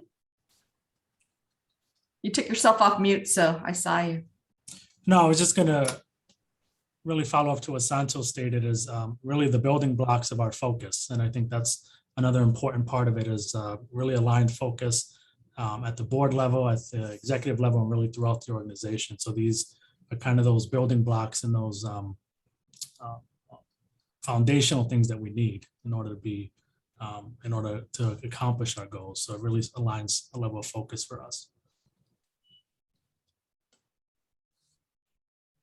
Okay, let's go to the next one. So some of the things that I think would be, well, Jim and I talked a lot about this, about your vision and your mission and roles and responsibilities. And we've spent a lot of time talking about this because we want to recommend, I'll say recommend, that when you go into your strategic planning, that this is an area that you really could spend some time on, talking about board specific roles versus staff specific roles versus executive team roles. And what is the role of the trustees? Should the trustees be oversight? Should they be, should they be top down? Should they be bottom up? I love that you guys kind of, almost everybody mentioned that it really should be somewhat of a hybrid approach, but defining what that hybrid looks like, I think would be really important to do moving forward. So everybody's really clear on roles and responsibilities, and how you can be the most effective. You're the board is supposed to be strategic oversight. So how can you be the most effective in that role as a board? And so maybe having more conversations around that. And then, like I mentioned, the difference between an action plan and a strategic plan. And the strategic plan needs to come first, and then the action plan should be supporting that strategic plan. And who should be responsible for deciding the strategic plan versus the action plans. And so I would just recommend that you have that conversation going forward when you have, you could spend some serious time, everybody face to face, and well, maybe you're not face to face, but close enough to face to face. And hopefully we'll be back to face soon, which would be awesome.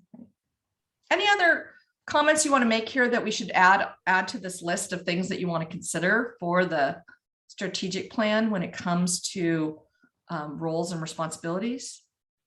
Are there other things that we should be putting in here?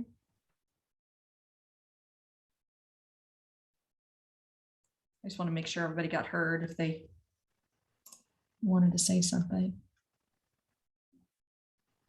Yeah, JJ wrote, it really should be a partnership where all option ideas and aspirational visions are shared and discussed.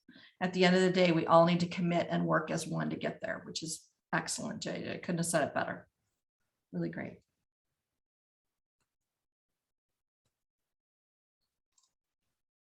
Okay, wow. I don't think that trustees should be oversight only. And we've always had this, I guess it was a common saying, noses in, fingers out. I think that as trustees, we have to see what's going on. We depend on upper management, particularly our CEO, to be able to define what the pulse of our employees are, how they're feeling, all of that in order to have a good working organization. But there has to be interaction between trustees and management with respect to how we're putting things together. I think an effective board, it goes back to that saying that we do know what's going on, but we're not trying to manage the organization ourselves. We want to have some sort of input. And I think it goes to what Santos says is, yes, we want to have input, but the ultimate decision with respect to what's going to happen within our organization falls on our executive director. You have to take the reins and say, I appreciate your input. I've looked at everything, and this is the decision that we're going to make. In other words, there is a definite delineation between oversight and the ultimate decision that's going to be made on any issue. Yeah, love that. So the delineation between oversight and decision-making, I think is really, for more discussion. Where is that line? Where is the handoff there? That's really good. Yeah. But Lori, to add to what Vice Chair Gray said, and to sort of reflect on what Mr. Rice said earlier about our fiduciary responsibility, our day-to-day role is oversight, but ultimately we are responsible. We are the fiduciaries. So it's a dance between the two. I completely agree with Vivian on this idea of nose in, fingers out. But at the end of the day, when the state comes to investigate, they're holding us responsible for whether things were done correctly or not. So it would be, on a broader level, not accurate to say that our role is oversight only. We have a fiduciary responsibility. Yep. And I see that Mr. Robbins wants to speak. And again, people can jump in or put hands up. It's all good. Les? I agree with Alan's comments, and I agree with Vivian's comments as well. Sometimes there's a very thin line between oversight and stepping too far over that thin line. Having said that, in the past, when we've had board offsites, we've had a high degree of participation from our upper level management and our division chiefs and those individuals that carry out the duties every day. So far today, I'm not seeing that. And I think the best way you pay homage to your employees is to get them involved in these offsites so the board members can hear from them directly. That's a lot more important to me than hearing from an outside consultant that really doesn't know much about LACERA, what it is, what we do, how we do things. So I think you get a buy-in, as one of our staff members alluded to earlier, you get a buy-in from your staff by involving them in the discussion and letting them put on, in my opinion, a significant portion of this two-day conference. So two-day offsite, whatever we want to call it. To me, this is to benefit board members, to give them a better understanding of what we do, why we do it, and how we do it. Management can get together with upper level managers and do their own thing, division chiefs and everything else, and hash out those roles. But I think board members need to, I think we benefit greatly from seeing and hearing from our own staff. We have a lot of very talented people and very committed people and long-term employees at LACERA. I don't want to get to the point where they feel like they're being left out of the equation. So I think with that, I will not get any more controversial than I already have, and I'll shut up. Thank you for your comments. No, I appreciate that. Anything else? This you is want to Keith. capture? I was just going to chime in quickly as well. Appreciate Mr. Robbins' comments. And I think the only thing I would add to that is just the need to put ourselves in the shoes of our constituents, you know, the retirees, the active members. You know, I understand, you know, that there's a balance between the, you know, the nose in, fingers out and oversight versus direct involvement. It's never my goal to micromanage, but, you know, we have a variety of trustees. Some are elected by members, some are appointed by the Board of Supervisors. I have this unique ex officio role, but, you know, what is the expectation for me as a trustee? It's, you know, it's not just for me to walk around and say, no, I'm really just oversight. Well, you know, okay, well then why are you going, Keith? I mean, so you have to put yourself in the shoes of the retirees. They want you to ask questions. They don't understand all this stuff. They want you to be informed. They want us to have, as Mr. Kehoe, you know, points out, healthy debate. Mr. Bernstein points that out as well. It's not just to sit in the horseshoe when, you know, we're there pre-COVID and just kind of vote on stuff and be oversight. It's to be in the mix, you know, and again, not micromanage, but be informed and ask a lot of questions. And sometimes, you know, that may not be comfortable, but that's our role, in my opinion. Okay, great. Well, I'm gonna because we're gonna run short on time. I want to make sure that we've captured what you have now. This was meant to be a little bit provocative to get you to be starting to talk about it. And this is something that we definitely want to have a future conversation on. We just wanted to at least get the juices flowing. And this was really great. I appreciate everybody's input. Clearly, there is more to discuss here. So we'll suggest that is part of the strategic planning as well. And then we have captured all these things for our parking lot, which is great. So now that we're, we've kind of, this has sort of been our precursor to the strategic planning. We wanted to get everybody on the same page in terms of our mission, vision, values. If you guys could put in one word or phrase of into the chat of what you're looking forward to at the strategic planning, that'd be really helpful. And we'll make sure we capture that as well.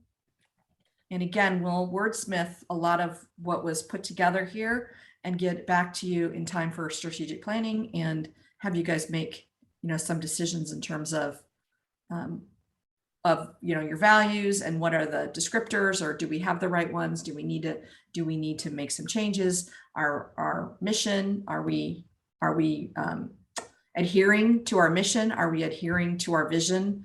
Those things shouldn't be changing on a regular basis. Those are things that, you know, usually you put those in place and they stick. And so you have to look at all the work that you're doing and the goals that you're setting and make sure that they align with those mission and vision and values. And that's why we spent the time reviewing that today. So you'll be all set for strategic planning. This is great. So things that people are looking forward to is clarity, relevance, you know, sustainability, direction, situational awareness, discourse. That's a really good one. We need to be continuing these conversations. It's great, really good conversation. Normally we would be doing this live, so it'd be different than, but you guys have hung in there doing it virtually, and I really appreciate that. Motivating, yeah, that'd be a good one. Service, collaboration, those are all great words that we should be looking forward to.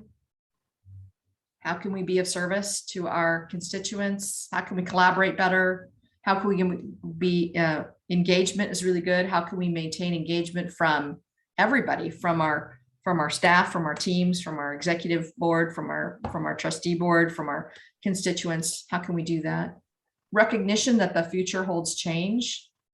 Yeah, that's the reason Jim has a job. So he's his expertise is in change management, and the one thing that I know you've all heard this before, but the one thing that you can always count on is change. Everything will change over time.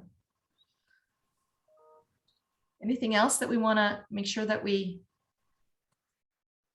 Be change assistant, not resistant. I really like that. That's a great way of saying that. Independence, another really good word that we talked about, that we won't let, we're going to maintain independence so that we don't let anybody sway us from our mission, vision, and values. Any other words here? Independence.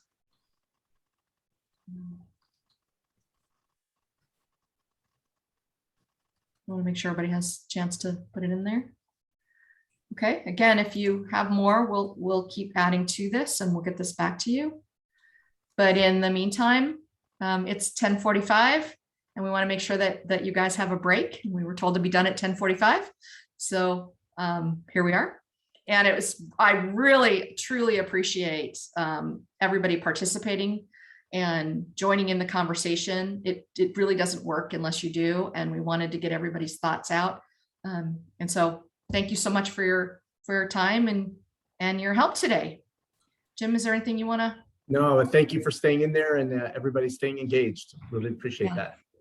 Great. Lori, Jim, thank you so much for your presentation. I think it provides some really good information and insights as we springboard into strategic planning collaboratively with the board and LACERA staff as a whole. With that, we're right at 10, well, slightly past 10:45, but we'll adjourn now for a break. We will come back at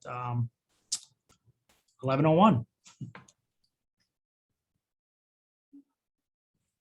Okay, welcome back, everyone. We wanted to stay to our commitment of 15 minutes, so welcome everyone back. Before we get started with Accenture, I do want to mention for the presentation earlier with strategic planning, Lori and Jim will be providing us with a package afterwards that really summarizes some of the discussion that was had this morning. Also, just want to touch base on Trustee Robbins' comments and completely affirm what he stated in terms of valuing what our team members have internally. And we certainly value the talent of our team, and the trustees and this presentation are going to hear from all of our staff members, whether directly or indirectly engaging with members later in the afternoon at 1:30 through JJ's moderated panel discussion. So there's going to be quite a bit of insight in terms of what's going on internally at LACERA. I think it's important as we introduce Accenture and also CEM later after lunch that we have a macro perspective and some insights on what's going on not only in the pension industry as it relates to customer experience, but outside the industry. So with that, a good segue to really introduce Accenture, Eyal Darman and Owen Davies. We're happy to welcome both of them to the board offsite today. Both Eyal and Owen have engaged in strategy and consulting services with numerous public pension systems, both nationally and internationally. Eyal and Owen, thank you for joining us. And with that, I'll kick it over to you. Sure, sounds good. Welcome and hello, and thanks for inviting us into your process today. And please let me know if my audio or video gets to be compromised, the quality of it. Additionally, just kind of rules of engagement. You all have the remote control, so speed us up, slow us down, fast forward. Also stop us, right? We'd like this to be some discussion. Our objective is not to get through the end of our deck, right? Our objective is to share what we're seeing out in the market. And if that means we get stuck only on a couple slides, then so be it. So please be active as much as you're comfortable. Eyal, if you could just roll forward. So we're talking about kind of what is really we see out there driving the thinking around how to deal with the customer journey, member engagement, all those kind of things. A lot of places talk about it very, different words. And I guess we start with what's driving the market. The next one. And part of that is members are really living longer. Keep going, Eyal, sorry. Right? People are going to live to 100. How can you afford it? And this is a key thing to think about as you're thinking about member engagement and that customer journey or that member journey, right? If you think about the people who are just starting service in their early 20s, right? They were probably born in the 2007-ish era. That person's going to live to be 103. So you have a very long 85 year plus relationship with that person from hire to retire to expire. And retirement does start at 21, or pick your favorite, age when people start working. And that's a very different thing than I think was contemplated when these retirement plans were put in place. So, of all the things you can think about, people aren't saving enough, healthcare costs are going up, all those sort of things. We root cause it down to this, right? You're just living longer. And there's a lot of things that drive off of that. And it changes the way people think about things as well. And that's a fundamental thing to think about that's driving how people are expecting to interact with you and that member experience. Next. The other thing to think about is members are really shaped by their biology, right? We're all a biomechanical machine. And of all the different things I could talk about on this topic, this is one that is of great interest to me, right? The age you peak according to science. Like I knew this a long time ago that you struggle to learn languages beyond like age 6 or 7, which was a little depressing. I'm not sure why nature set it up that way, but that's the way it works, right? And then your peak brain processing power taps out at 18, which is really, really early in that, if you think about that 85-year journey, really early in the process before you're even working, before you're even thinking about retirement, right? And then your first peak of life satisfaction's at age 23. Think about that. That's when you've started work, right? So that's kind of the first kind of pillar, right? You're working, you're loving it, life is good. And then you get on this kind of gradual, steady decline. You get weaker, you can't run as far, your bones get worse, can't remember faces, and you lose the ability to do complex things like play chess, whether you played or not before, I guess, doesn't matter. And then you can see your ability to focus starts to really taper off in your 40s, which is when most people start to panic and start thinking about retirement, right? So you got to recognize that you've got to work extra hard to get them to focus on it, right? Your arithmetic skills start to drop off at 50, which is again, hey, I'm getting close to retirement. I'm really thinking about it. I can't do math anymore. Oops, right? And then if you fast forward, your next life satisfaction is at 69, right? So think about those, right? Life satisfaction peak when you start work, and then it peaks again pretty much right after you retire. And then in that valley is a bunch of not so great things. And so you got to recognize that whole working career is between peaks of life satisfaction. And that's a key thing to, I think, to understand as you're figuring out how to reach out and engage and that sort of stuff. And then my favorite one, I think, is at 74, you just give up, right? You're like, I look how I look. Your peak happiness with your body. I think you then realize it's not getting any better. And so you move on. So that's a key underpinning as well. People are living longer. And then as a biological machine, these are some things working against you. Next one.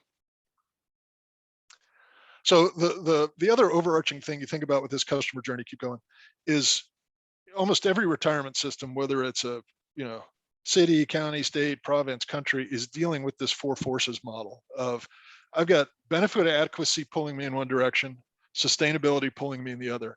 Hey, my benefit's not adequate enough for my members to survive or thrive in retirement, and I have an infinite investment horizon, but I'm not sustainable. I don't have enough assets to cover my liability projection. And then the other direction, you've got compliance, which is depending on the year, right? Depending on the location, a pretty big pull, right? There's a lot of regulation and compliance in the space.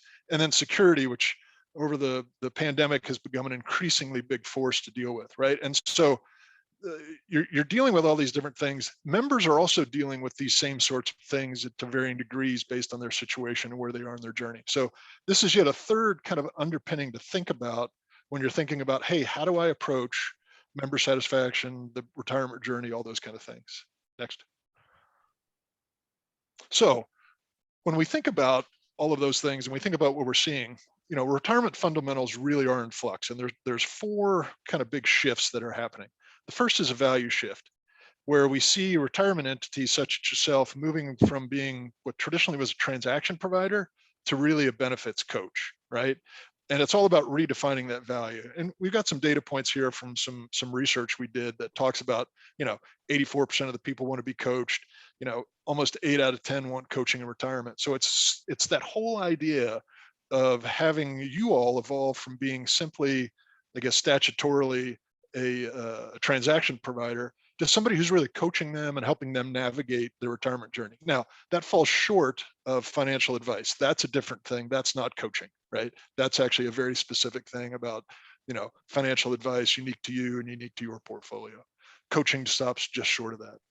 The second trend we see is a trend in volume, right? It's a volume shift from in-person service, which pre-pandemic was pretty much the default, right? Or a big default. People had started to move in that direction, but from in-person to digital self-service, right? If you think about, every one of us has a digital life, and retirement is noticeably absent, right? Like Amazon is telling you what to buy, Netflix is telling you what to watch, TikTok is telling people what they should be doing, right?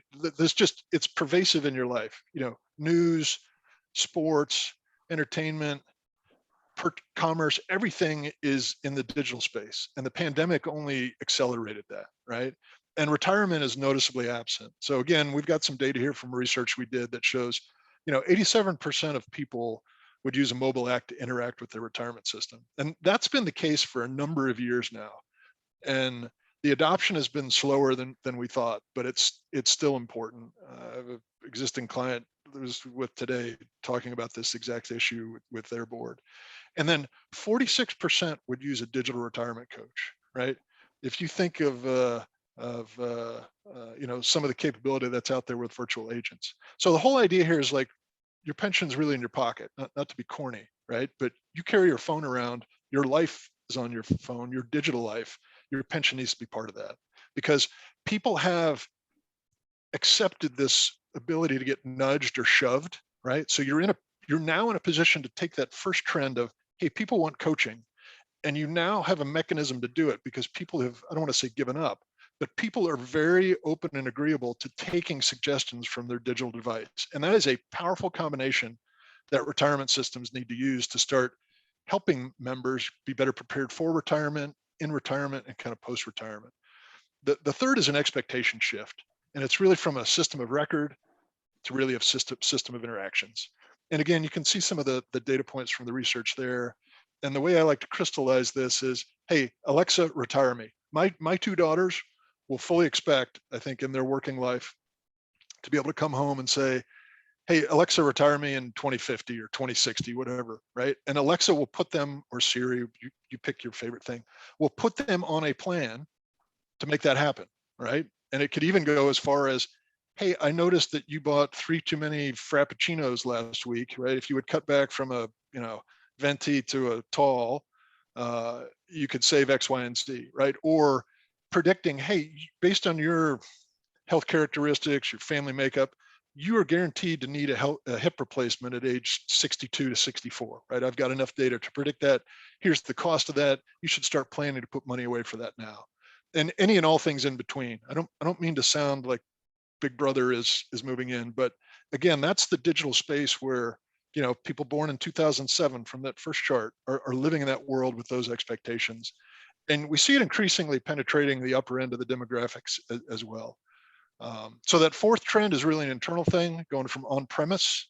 Typically, you're used to having your system in your data center, the county's data center, the state's data center, what have you. And now it's really everything as a service from a cloud provider and from multiple cloud providers. You know, the Amazons of the world, the Googles of the world, pick your favorite provider. Everybody who's building software or building capability or building an offering has their best talent and their best people on the cloud offering.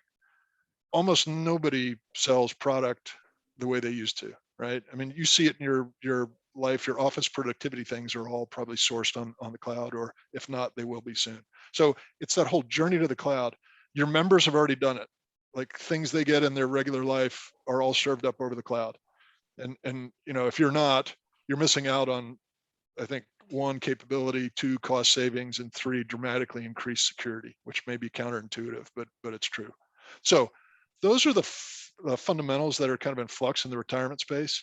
I'm happy to pause if anybody wants to, I don't know, throw some tomatoes, ask some questions, or drive around before we move forward.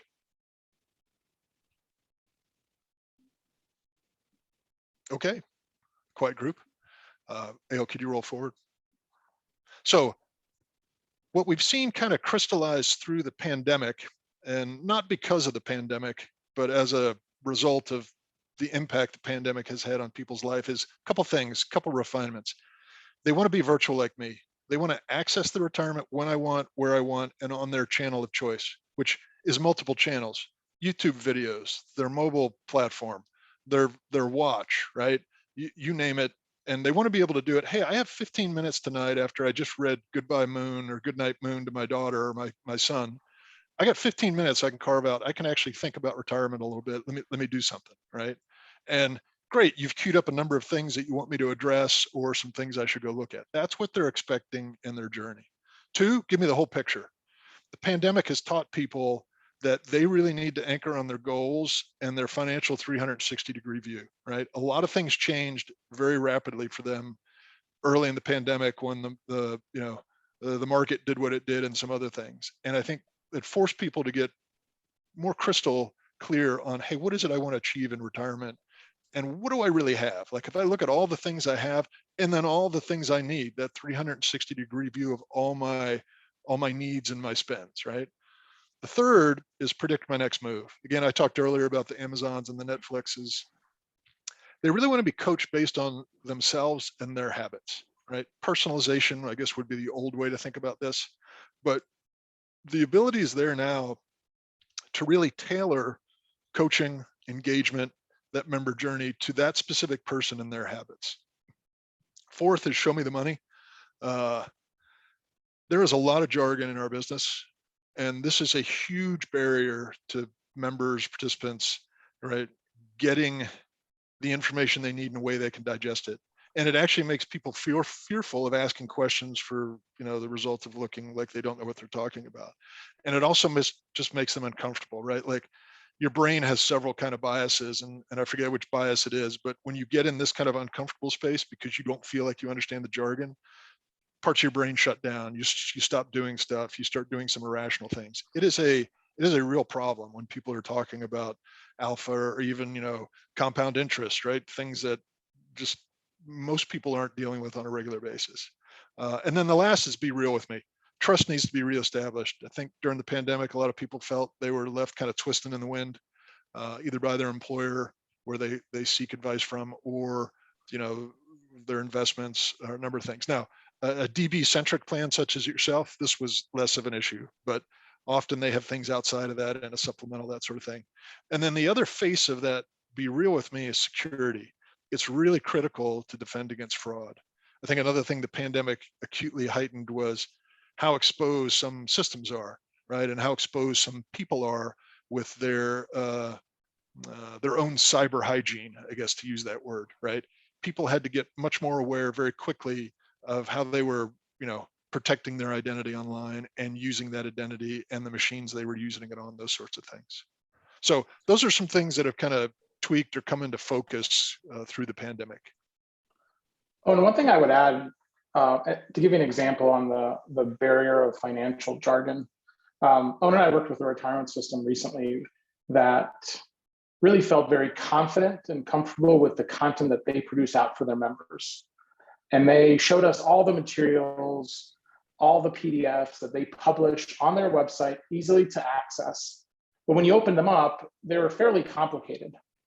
And our team went and looked at where else are their members potentially getting advice from. And we went to Reddit. And when we went to Reddit, we found that people are asking questions about what path should they take. It kind of ties to the coaching as well. But they're really asking for financial advice or advice on their retirement from Reddit and getting answers. Now, their communication lead, when we showed them that, and she read through the questions and the answers, was distraught, because in addition to seeing that someone else is providing that information to their members, her more critical concern was it's the wrong answers. Now, those members, right, wrong, or indifferent, don't have an avenue to get coaching, to get insights from their retirement system. So they go to what all of us do to get information. When I look at a product review or elsewhere, I go to the web and I start looking for who may have some answers.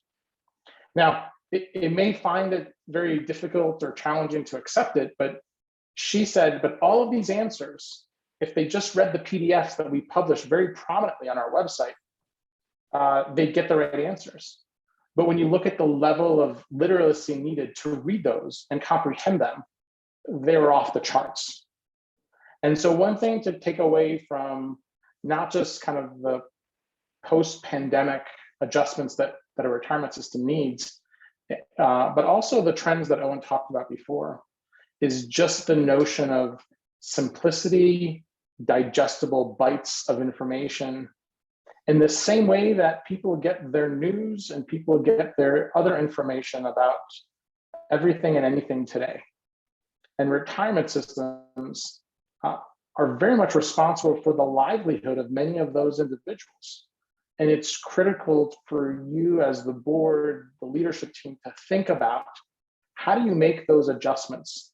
And it's not adjustments that are big leaps. It's incremental adjustments so that you can start to give your members the information, the insights, the data they need in order to be able to support their decision-making, to be able to support how they do transactions and how do they engage with the retirement system.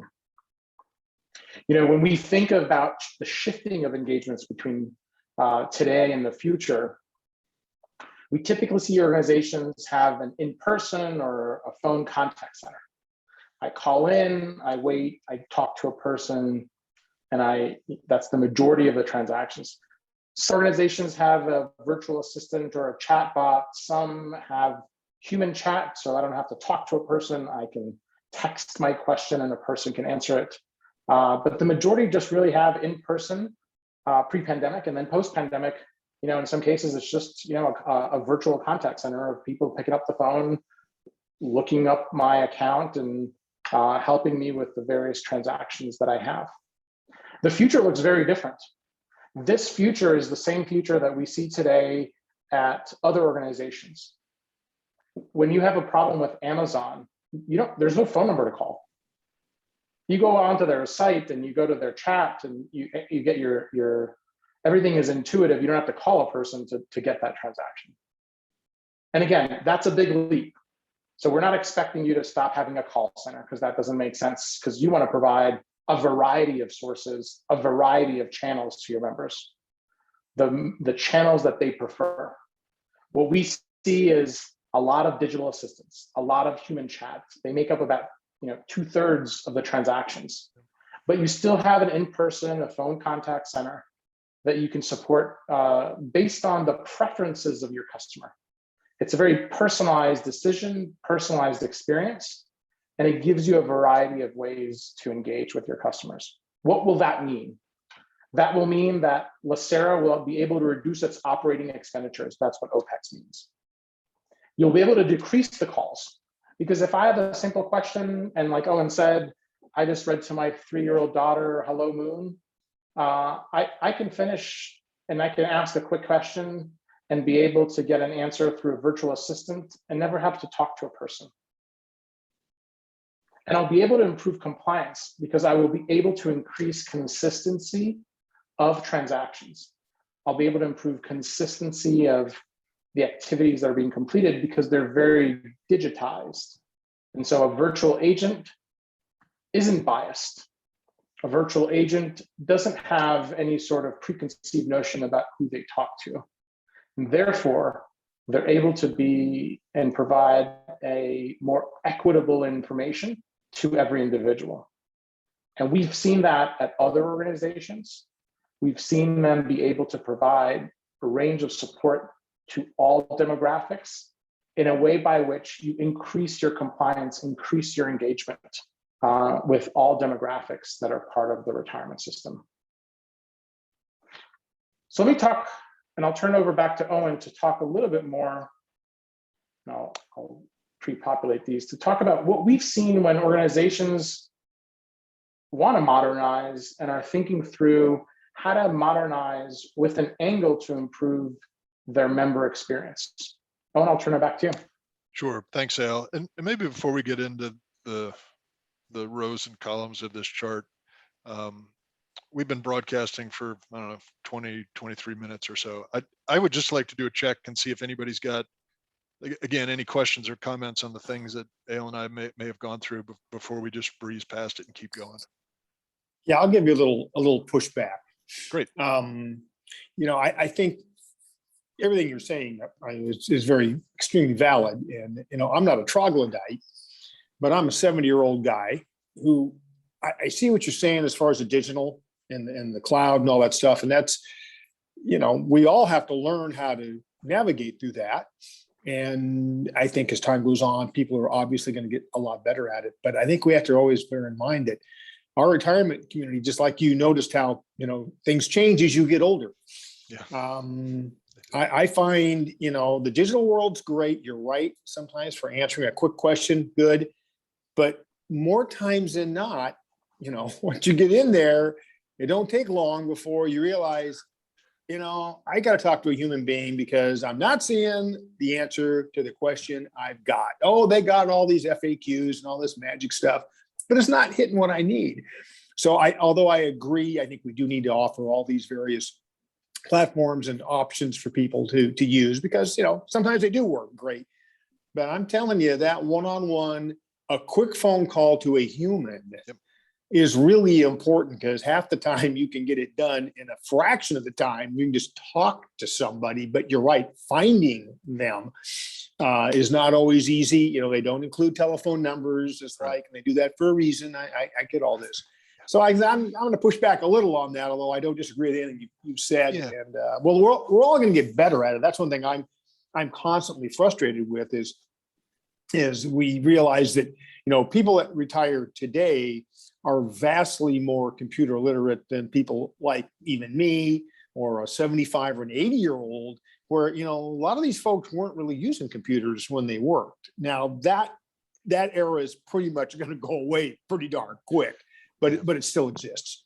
Yeah. So I agree with where you're coming from. Like my 90-year-old mother would still physically go to the bank, even at the height of the pandemic. Right. For what I would consider no real reason, but that creature of habit, she was comfortable with that. She liked the interaction. Hey, money was a tangible physical thing to her, not a digital thing. And so that made sense. And that's why I think both Ale and I are firm believers of you're always going to have a human powered channel, right? You can't get rid of it. Retirement is like a maximally consequential decision people are going through. And some people, like my daughters, will get comfortable doing it on their phone, talking to Alexa, right? People like my mom, no way that's going to happen. She needs to sit across the table from somebody with paper and a pencil, not a spreadsheet, right? She needs like a printed out statement.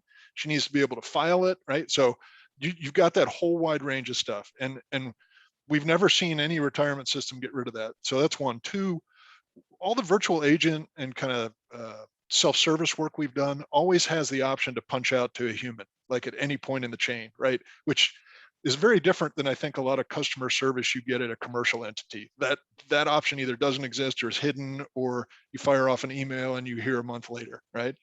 And that turns to the third thing. Like if you think of your mission versus, like I've said, Amazon and Netflix a couple times, right?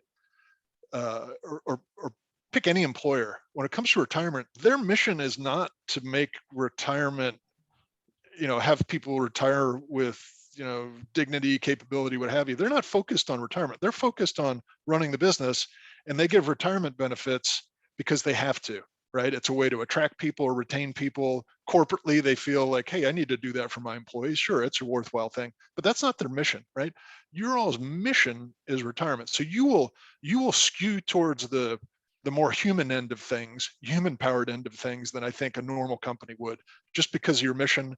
And again, you've got an 85-year journey to manage with these people, right? And 10 years from now, the phone interaction is going to look really bad. There's going to be some new thing that people are doing. And, my daughters will eventually be 70 and, not be I think you said troglodyte, not, but they won't be the young end of the generation doing the new thing, right? So fully agree with you. And if we're not suggesting you ever eliminate the human powered channel, you just can't at this point. But at the same time, we need to plan for the future. And pretty much what we look at least on the Board of Investments, is are we going to be sustainable 30, 40 years from now when the brand new attorney coming into the county will be eligible to retire? So those people will want to operate mostly electronically. So while I hear Mr. Harris talking about today, totally agree with him, but at the same time, we need to plan for 30, 40 years from now when the majority of our retirees will be fluent in electronic communication. Totally agree. And that's why you've got to offer that channel of choice. Sorry, Al, you've got to offer that full spectrum. I'll let you double click on that in a second. You may be going to the same place I am. We actually had a client. You want to talk about the client where we did the survey? No, go for it. No, Go for it. they're sick of hearing from me. You tell that story. So when we look at that spectrum, you're thinking the younger generation, they're all digital. The old generation are more analog, so they're focused on in person. We've done some surveying, and we'll show you some of the surveys a little bit later as well. But we've done some surveying with some of our clients where the balance of people that are less inclined to be digital is kind of the folks that are kind of close or near retirement or just retired. But folks that are in the 70 plus range are actually ones that they are retired in many cases. They interact with their kids and grandkids on FaceTime and on Zoom. And they're very much living a digital life because they are retired and they're not in front of a computer every day. So they're in front of their phone, and their preference is to get all of their information, whether it's the news, whether it's their bank, whether it's their retirement information on their digital device, because that's really the only device they have. And so it is a spectrum. I want to remind you guys, and you guys know this, you're serving the entire population, right? You've got folks that are in their early 20s that are members of their retirement system. And not to sound too critical, but they're looking at LACERA thinking, really, this is the only way I can interact with the organization? And then you've got folks throughout that spectrum in their 20s and 30s and 40s and 50s and 60s and 70s and retired, and the severely retired, and they have different expectations. Your challenge is really, how do you serve and provide multiple channels of engagement? Because if you're able to provide multiple channels of engagement, the 70-year-olds that may prefer to have a spreadsheet in paper printed with a pencil will get and be satisfied. But so will the 25-year-old that's just starting to contribute to their retirement and trying to figure out what other things they should be thinking about so that they can sustain themselves while employed and into retirement in the future. Yeah, the thing I'd add to that, the whole, hey, where do you got to offer multiple channels, and how long do you keep certain ones available?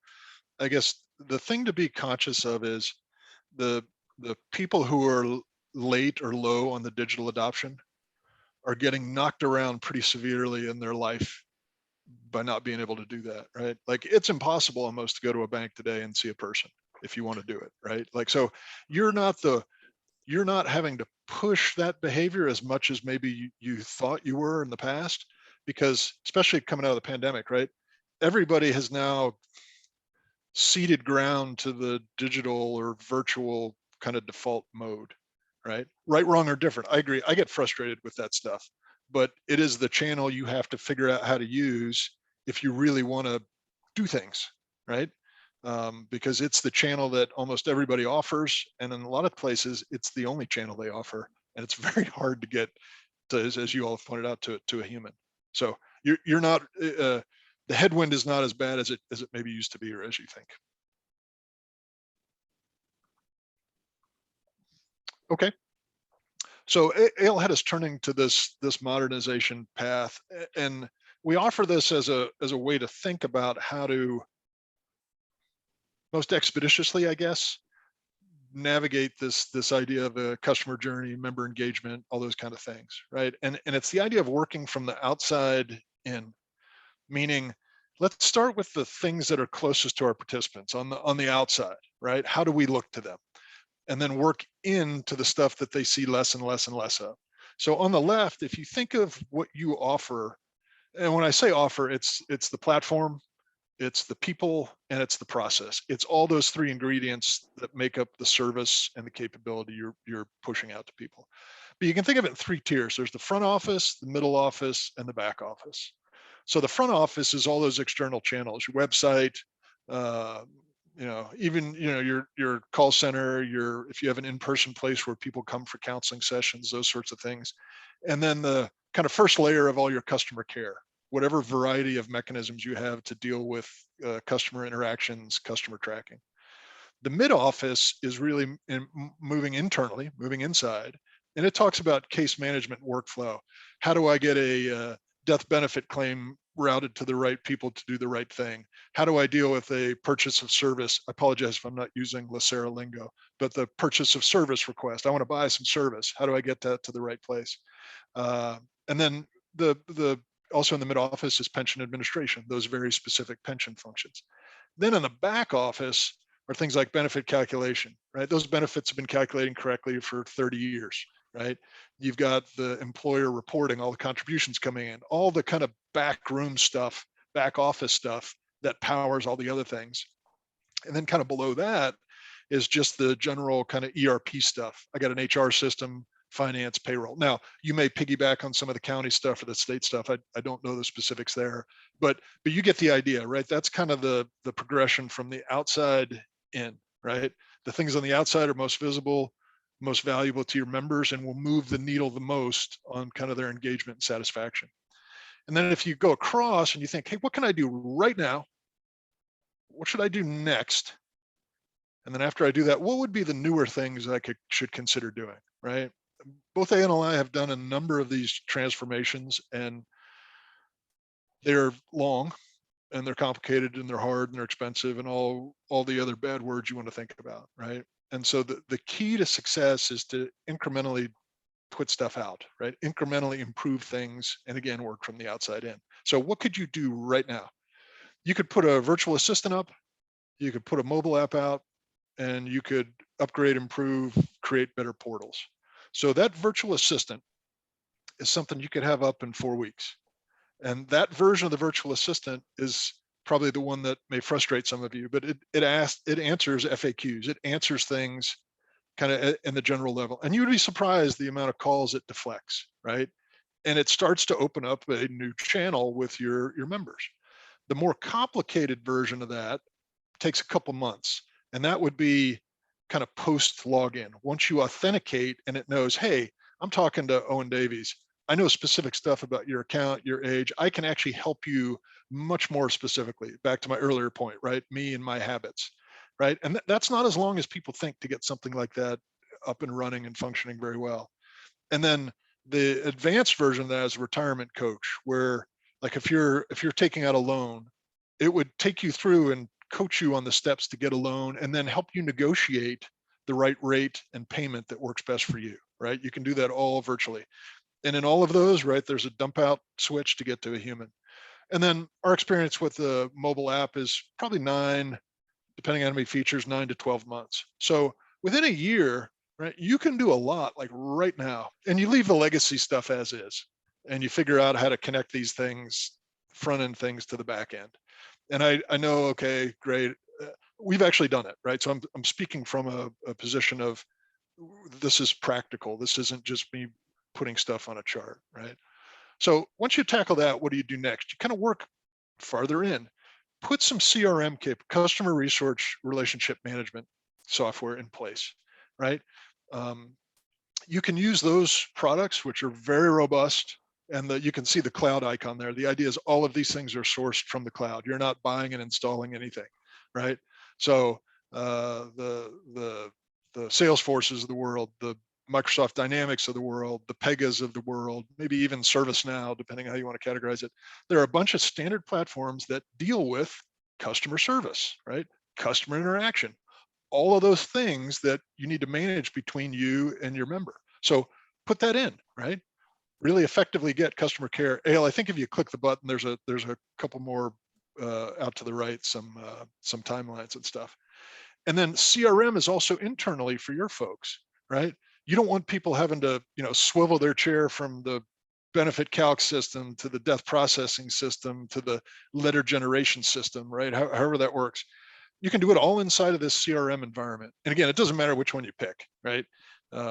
You can do all of that in there so that your customer service people and your benefit specialist, your service purchase specialist, they are all operating in the same framework, same tool, and they're having all of that information from the front office stuff at their fingertips. It's closed loop, it's consistent, it's easy to do performance improvements, all those kind of things. And again, you kind of leave the legacy as is, right? If I don't have to change the Ben Calc engine and I don't have to change the way contributions are coming in, you've lopped off a huge amount of time and complexity in your modernization, right? Data conversion, all that stuff is really nasty, right? Especially over 30, 40 years of contributions. Now, you can renew that back end in this next phase, like by putting it on a, hosted on Amazon, for example, or something like that, or hosted on Google, right? But you don't have to go blow it up and start over. Now, you may need to, there may be circumstances that require you to go fix it or replace it because it, the particular product or platform or technology is really insecure or dated. But there are a lot of techniques to go renew something without replacing it. And then in the newer column, you're kind of working back down the chain, right? You can extend that CRM environment to do all the rest of pension admin. And then for a lot of these legacy functions, especially the commodity things like GL, payroll, all that stuff, there's a host of cloud provider choices. And then the Ben Calc is a bit of a specialized pension market, but there are products out for that. And so you can see those timelines as well, right? Another 6 months, another 9 months.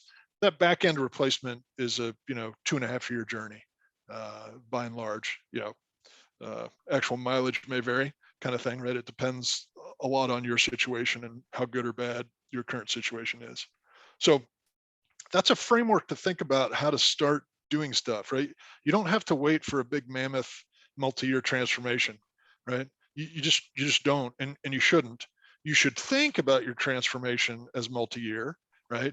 And you should think about a transformation where I'm going to do a little, learn a little, right? I'm going to put out a virtual agent, see how it goes. I'm going to put out a mobile app, see how it goes. I'm going to learn about my workforce and our ability to operate in this new environment. And I'm going to learn what our members really want and what works and what doesn't as you kind of plan and execute the next chunk. Eyal, feel free to chime in here.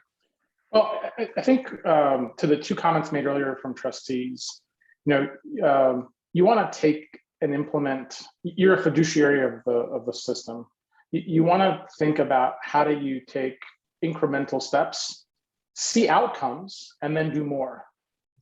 And so the approach that is laid out here, we've seen to be very effective because you'll be able to see outcomes with virtual assistants and mobile apps and new portals, and build upon that to do additional successes. For example, we have a retirement system that we work with, which is a city retirement system.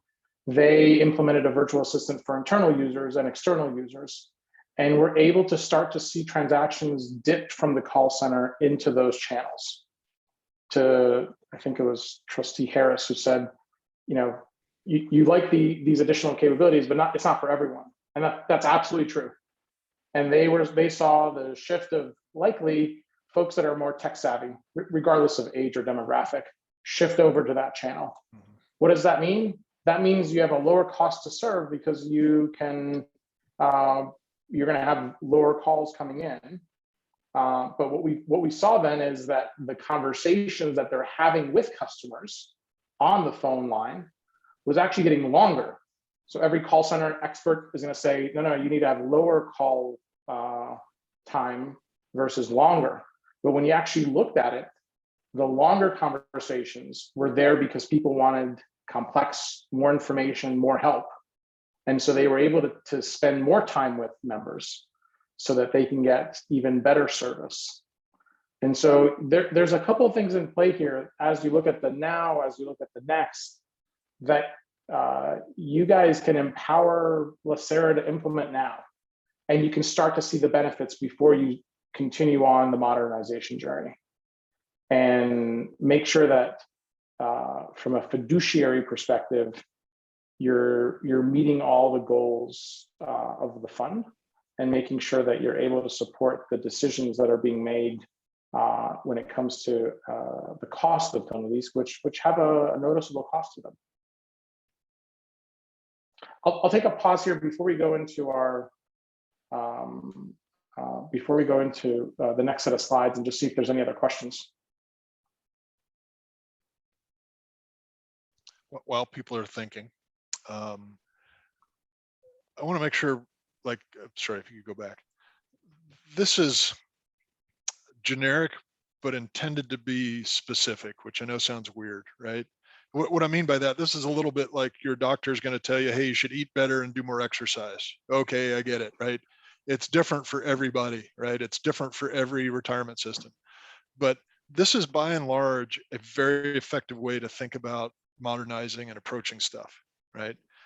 So there may be groups out there today say we absolutely need to replace the legacy system. What is this idiot talking about? It's terrible. It's insecure. It's old.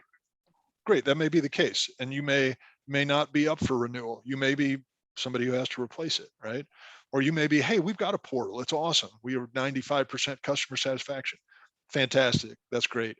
We did not try and tailor this to LACERA, right? It was to say, hey, here's what we see kind of across the patch, across the globe as things and trends that other people are adopting and doing and how they're approaching things. So I don't mean to disenfranchise anybody out there if one of the purple or green boxes is stepping on your favorite thing in the wrong way. That wasn't the intent. So.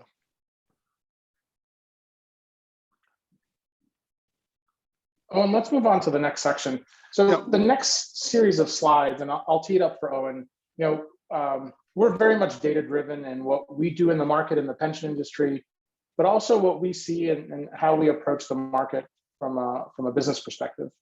And so the best way to learn more information about members is really to talk to them. And so what we've done is, and we do these surveys regularly, we've surveyed 2,800 public and private employees, some with defined benefits, some with DC plans, some with a combination, especially since a lot of retirement systems in some cases offer both. And we wanted to see what's top of mind from them from the topic of retirement. And that's what we're going to share with you next.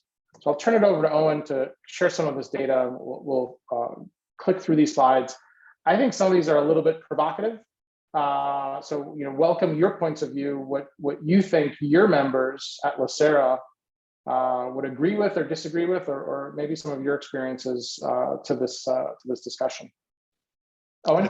Thanks, Hale. And I am sensitive to the clock on the virtual wall with timing.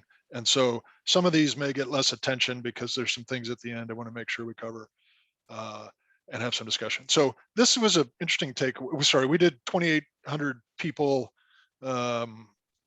public, private, DB, and DC. We wanted to get across hatch. So this may not be 100% nailing the LACERA demographic, although we've run this exact survey at some places like individual accounts and got very similar results. So this was key, right? They value pensions as much as they value healthcare, which surprised me, right? So you can see some of the data points here. 42% would trade a 20% pay cut for a bigger company 401k contribution, right?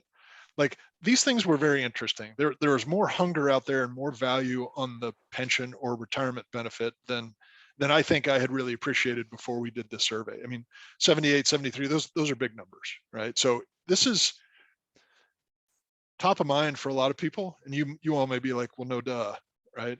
But it's not in the kind of collective psyche, right? You used to hear a lot just about healthcare and every other thing, right? You don't hear about retirement much, so people don't think about it very much. Next one, Ale. So they are confident about tomorrow's savings, right? They feel like they're going to have enough saved to retire at 65 and feels on purpose. And you can kind of see how it breaks out. And I think you all know they're wrong, right? The underlying data does not support that. So their feelings are very out of touch, next one, with kind of what they believe. And this actually surprised me as a bigger number than I thought. Feel they have enough that they could retire today. Again, I think it's probably a factor of 2 overestimating what it would actually really take to retire, which is better than a factor of 20 from the prior chart. But people are, I think, a bit out of touch with the realities of, hey, here's what I'm actually going to really need to fuel my retirement and sustain it. Next one. So how do they expect to get from today to tomorrow, right? Our next one. Our data shows that this is good news. In their 20s to 30s and 30s to 40s, you can see the percentage of people that are starting to plan. Like I was shocked that it's this many and really happy. But at the same time, okay, it's 40%. That means there's 60% that aren't. Holy cow, that's a lot, right? Room for improvement there. And then goodness, if 40% of people are planning this early, what's happening? Like, where's the disconnect between that and the actual results, where like 5% of the people are actually able to kind of retire the way they want? Pick your number, 5%. You know, you can pick your favorite study about how many people can retire. So there's a big disconnect there, right? And, you know, maybe this is where the coaching really comes into play, right? Or people think they're planning, but they're not paying attention to the right stuff, right? And again, with this digital connection, you have a wonderful opportunity to influence people, like nudge them or shove them to do stuff like all the time, right? It's a wonderful, wonderful environment. Next one. And then they're hungry for info, right? 77% want more about retirement options. A third think they have the right investments in their portfolio. 82 want more education on planning, right? And people on the prior chart, a lot of people are planning early, and 8 out of 10 of them want more info. So again, there's a hunger out there for this coaching, I think, and this help navigating the retirement journey. Go ahead, Hale. And this is weird. They mostly rely on themselves or their employers for info, right? And so I think some of the other big ones below these were, I think the third highest was family and friends, which seems a little cavalier, right? Like, I'm not sure that's the right place to go for retirement advice. But again, so they want info, they want coaching, they're willing to take it on these digital channels. And these are the two biggest places where they go, right? And so while you're not technically their employer, right, you are this facet of the employer to your members, right? And if you can help them with that, great. If you can help them do better in self-research, great. That's 40% of kind of the problem, right? Which is fantastic. Next. This just talks about coaching. I think we kind of hit this point. I mean, the key takeaway is, yes, they want it, but only 2 out of 5 have actually sought help to date. And you got to wonder, okay, what am I doing in my member journey, member engagement that's making that only 40%? Is it what I'm offering? Is it how I'm offering it? Is it the channels, the availability, you know, the quality? Who knows, right? That's something to figure out. Next.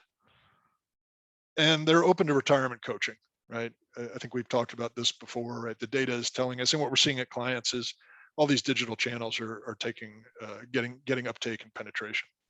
Next. So what are the key takeaways, right? If I editorialize a bit, right, I think it means pensions are the new healthcare, right? Whether it's overt or not, this is on everybody's mind as an individual, maybe not as collectively as a public or society, but there's 230 million people or some odd who work in the US, right? Every one of them at some point is thinking about this, right? Feelings are not facts, right? People think they have enough to retire, think they're going to be okay. They feel like it, but it's not true. And again, this digital platform, I think, gives a way to actually take those feelings and make the facts materialize for them so they understand the challenge ahead. 3, digital is the elephant in the room, right? If you're not on these digital channels, you are not serving your members, right? Kind of regardless of where they on the demographic, right? Everybody uses it in some capacity.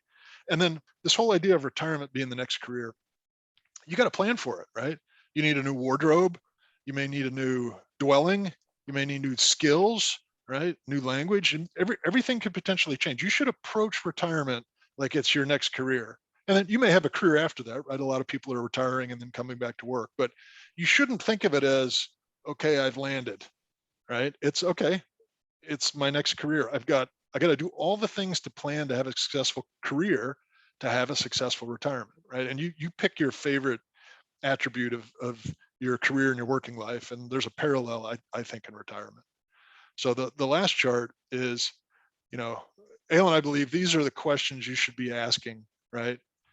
Do you know what your members really expect from you?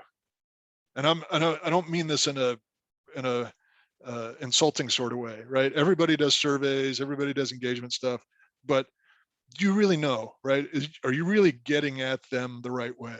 And then 2, are you interacting with members on their terms, right? Ale and I have talked about that a bunch. And there's no one, hey, this is the stuff this is the thing we got to offer. It's a 24/7 call center, right? That's not what we mean. It's like you have to all offer a variety of channels. And then 3, how will you balance meeting your members' needs and protecting objectivity, new fiduciary responsibilities, like that whole security privacy thing that you really have to worry about in this advanced digital age and this emerging kind of virtual age. So those are the things we see out there that I think and Ale thinks are relevant to the topic of, hey, how do I figure out how to engage my members? How do I help them on this retirement journey? I'll open it up to questions, comments. Ale, you can feel free to clean up anything you think I may have goofed up. Help yourself. What are some questions that people may have?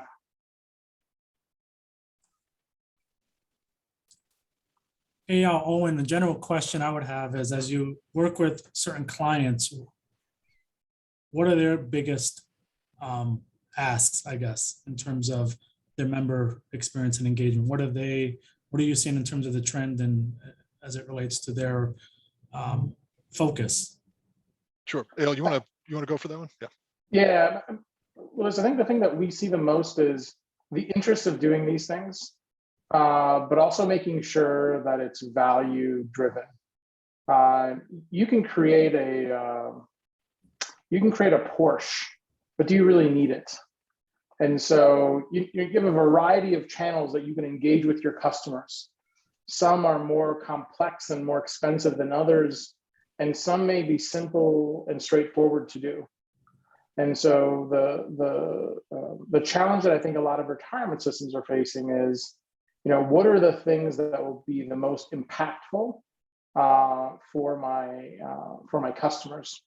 And so I would, we've seen the virtual agents, we've seen mobile apps, we've seen enhanced websites and portals that really aren't as high cost as one would think, but have an enormous and outstanding impact.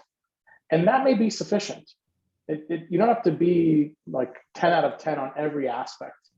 You got to think about what are the LACERA members seeking the most, and use that. And I'll give you an example. We have a retirement system that offers to allow you to take a loan against your retirement. I don't think LACERA offers that. But that retirement system, that is their number one transaction. And that's right, wrong, or indifferent what they wanted to focus on, because that was their highest transactions. That was the most contact that they have with their members, was about loans. And so they very much were eager to digitize and offer multiple channels for that transaction type. And so one thing that I would challenge you guys when you think about the member experience and member expectations is, what are the transactions that you would want to digitize or to offer in multiple channels? And it shouldn't be all of them. They should be the ones that have the highest impact to your organization. Oh, and anything to add on that? No, you covered it well. Thanks. I'll stand by for additional questions. We'll take one more question, Owen and Eyal. We have, how is data integrity addressed as funds seek to automate? So I think I would take this from the question from a kind of a security perspective, right? There are lots of great examples of how self-service, digital enablement, whatever term you want to use, works in a highly secure manner, right? The insurance industry, the banking industry, right? You name it. So there are a number of very proven offerings that are all geared around protecting your data, right? Think of Amazon and Google as two examples, right?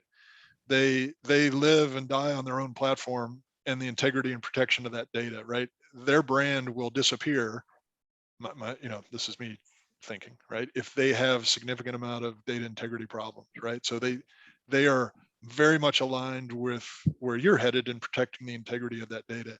And you'll find that, I think, true with every cloud provider, right? Anybody who lives on the cloud and offers things on the cloud, that and performance are their primary concerns and capabilities. I'm not sure if that's what you were asking with the data integrity question, but that's what I would offer up. So you're not alone, right? People have figured this out for you. You have a lot of things you can take advantage on out there.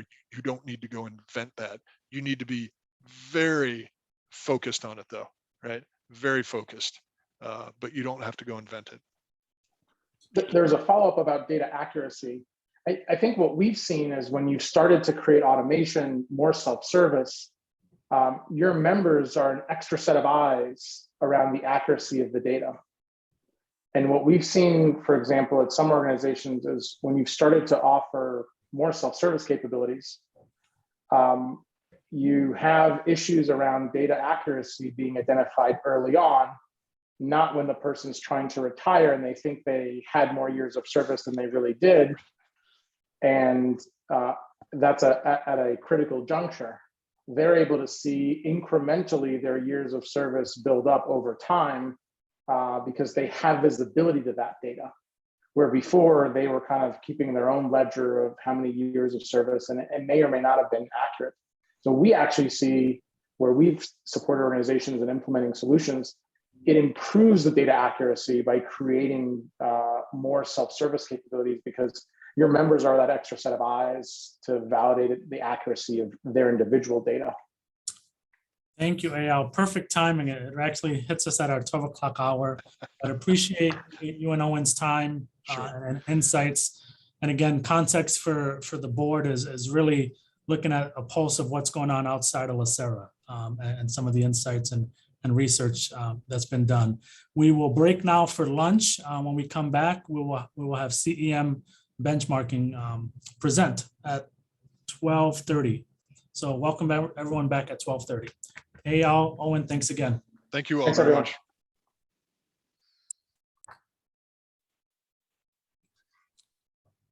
Welcome back, everyone. I hope everyone had a nice lunch break. To pick up on our discussion on customer experience, we'd like to welcome Michael Reed, Client Relationship Manager at CEM Benchmarking. CEM is a leader in pension industry benchmarking and insights. They work with over 400 funds worldwide to gain insights into best practices related to customer experience. And with that, please welcome me in joining Michael Reed. Michael. Thank you, Louis. It's my pleasure to be here today. I'm just going to share my screen here.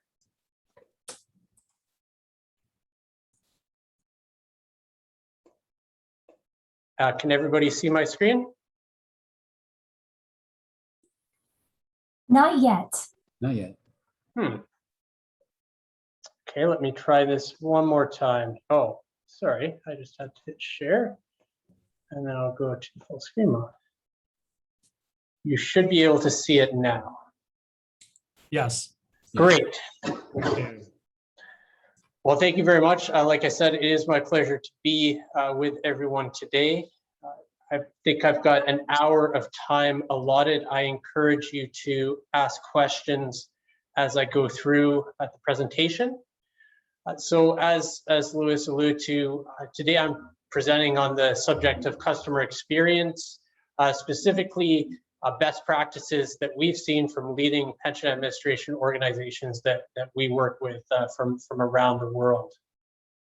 So customer experience has been a pretty hot issue, particularly over the last 2 to 3 years.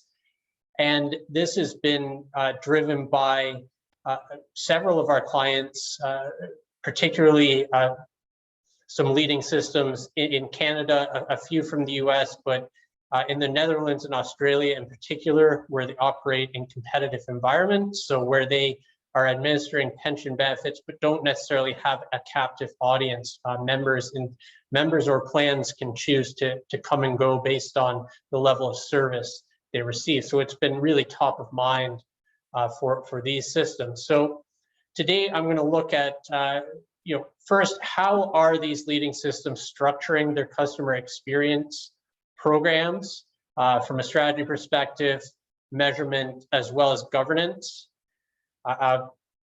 Looking at how member experience data is used and how these systems are tracking metrics for customer journeys. And lastly, I want to tie in this into some practical real world examples of how some of these leading systems are using technology to improve member experience through the use of data analytics. So these are systems that are really kind of on the leading edge of the technology space.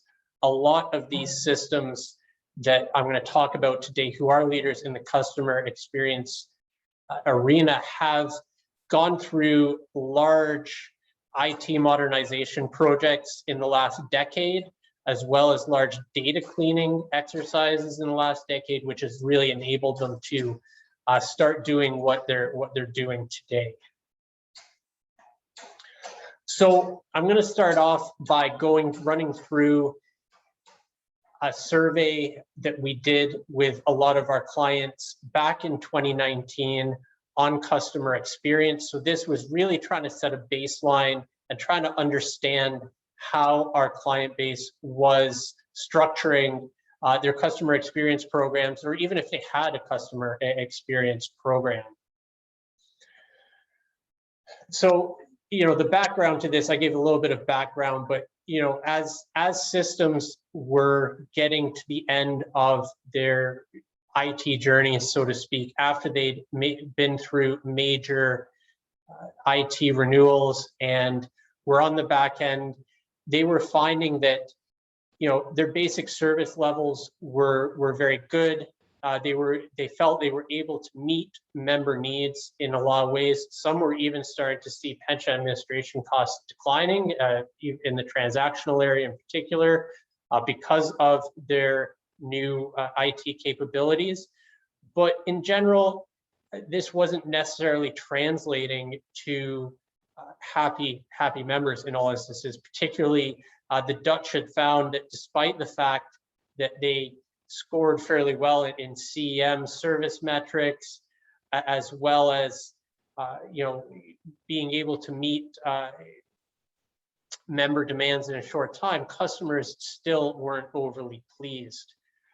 And that was really what was driving them to look at customer experience and what they could do to really move the needle and make members more happy, more pleased with the service they were getting. And they'd identified, and a lot of our clients have identified, there are numerous issues that can create unease about members, whether it's worrying about funding ratios. Pensions are quite a complex topic, and a lot of people don't fully understand it. And then the big driver, a comment we heard from a lot of clients, were increasingly in a digital world, people are getting used to seamlessly interacting on the web, whether it's through e-commerce or banking. They've come to expect personalized content in the format of their choosing at any time. So essentially, members have become pickier. And overarching this, like I said, for some of our client base, they do operate in competitive environments, so it was very important to keep their client base happy. And this slide just presents one example. This is actually a UK firm called PensionBee, and they just deal with individuals who are taking their money out of defined benefit schemes. So they really have, they would have no clients if their members aren't happy. So they've done a lot of work. You can see there on the right some of their goals. So this is how they view their customer experience goals. So in order to delve deeper into this issue, we did issue a supplemental survey to our participants. 44 systems from across 4 countries did participate in this research. So the survey was essentially a bunch of questions which were generally yes or no answers. What are you doing certain things? Are you not doing certain things? Which allowed us to score them as a % answered yes. So, and what we did with this data was we separated the group into what I'll call CX or customer experience leaders, as well as all other plans. So plans that didn't have maybe as many customer experience initiatives in play at the time of this survey. So one of the questions that was asked of the participants was whether what do you have targets for various metrics? And 94% of the participants measure or track one or more of the member experience metrics. So customer satisfaction was the most popular. I think everyone's familiar with that concept of customer satisfaction. Even so, that was more common among CX leaders than the other plans. Where the real difference came in was in surveying customer effort.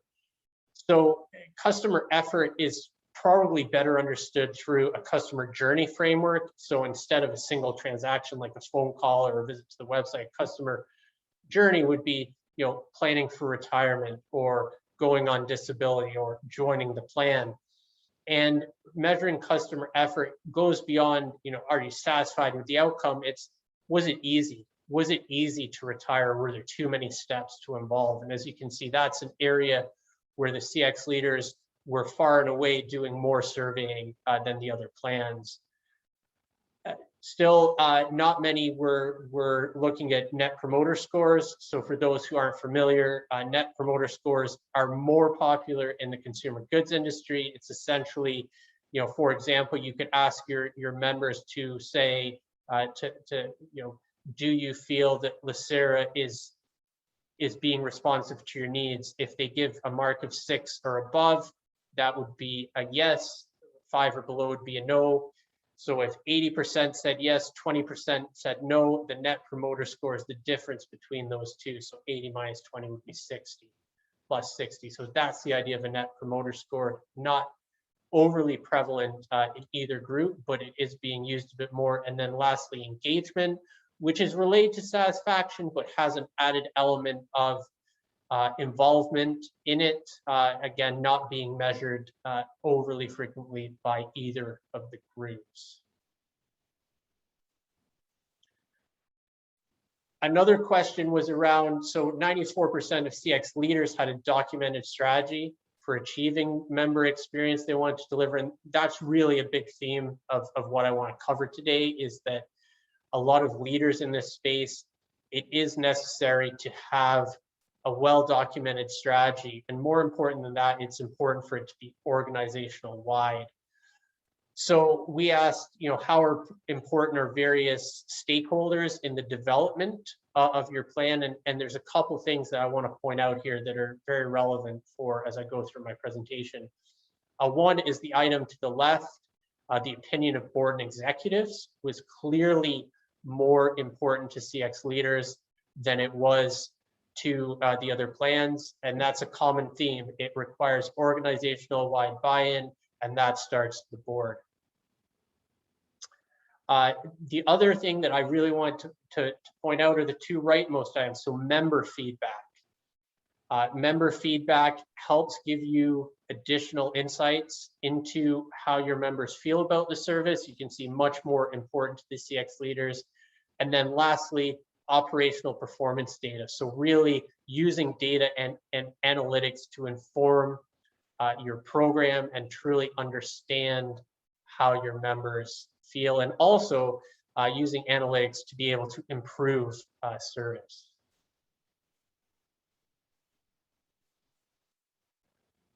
So one of the other things we wanted to learn was how intensive is this for CX leaders? Are they committing materially more staff to customer experience than those who aren't doing as much? And the answer is yes, they are. On average, CX leaders had 4 dedicated FTE where customer feedback was their primary role, and almost 7 FTE where their primary role was experience, strategy, planning, implementation. Now, obviously, added headcount does tend to be, more costly, but I will show a slide later on that this doesn't necessarily have to increase the overall costs for a retirement plan.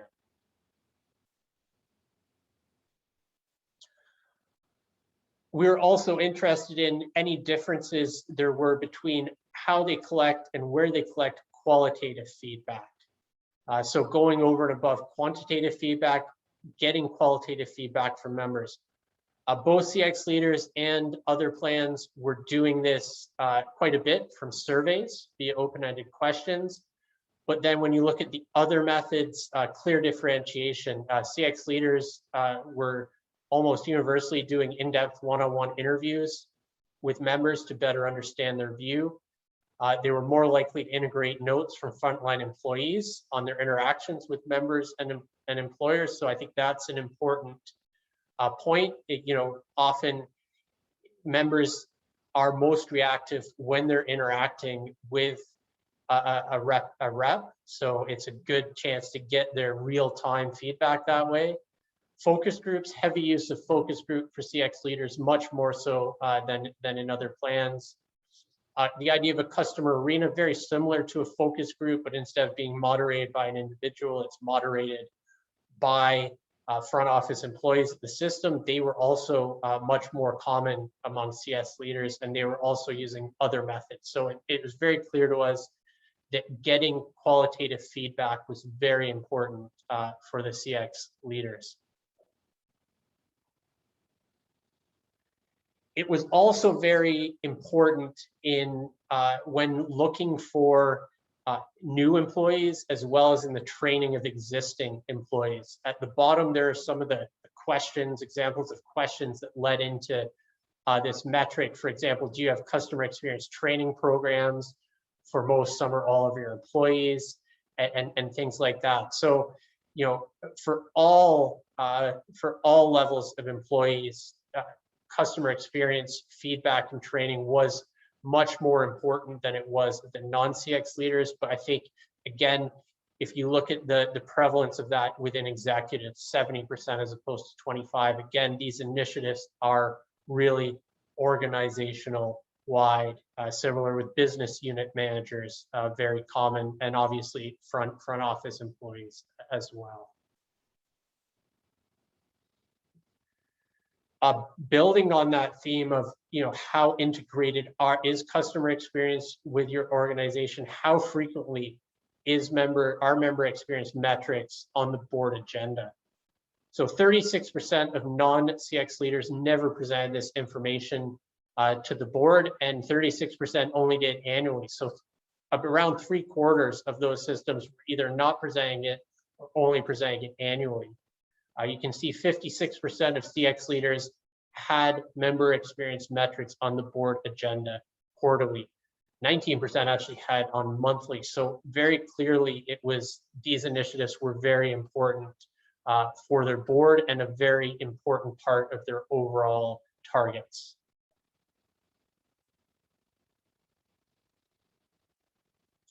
So a big part of evolving your customer experience is really moving away from a transactional mindset into a customer journey mindset. And I think that the Accenture who presented before me was talking about this concept.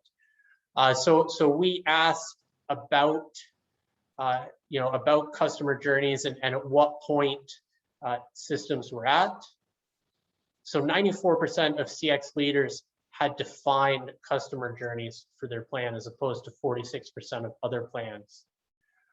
Customer journeys are a new area for a lot of systems, so still only 70% of those systems of the CX leaders had actually mapped customer journeys to the various transactions and kind of mapped out how they viewed a customer journey. They were starting to do that, and what they had done, if you look at the next item, is they create cross-functional teams focused on improving customer experience. So this is bringing together teams that deal in all operational areas to create a real holistic view within the organization of customer experience, and really work together to ensure that the members' experience as they go through a journey is as seamless as possible.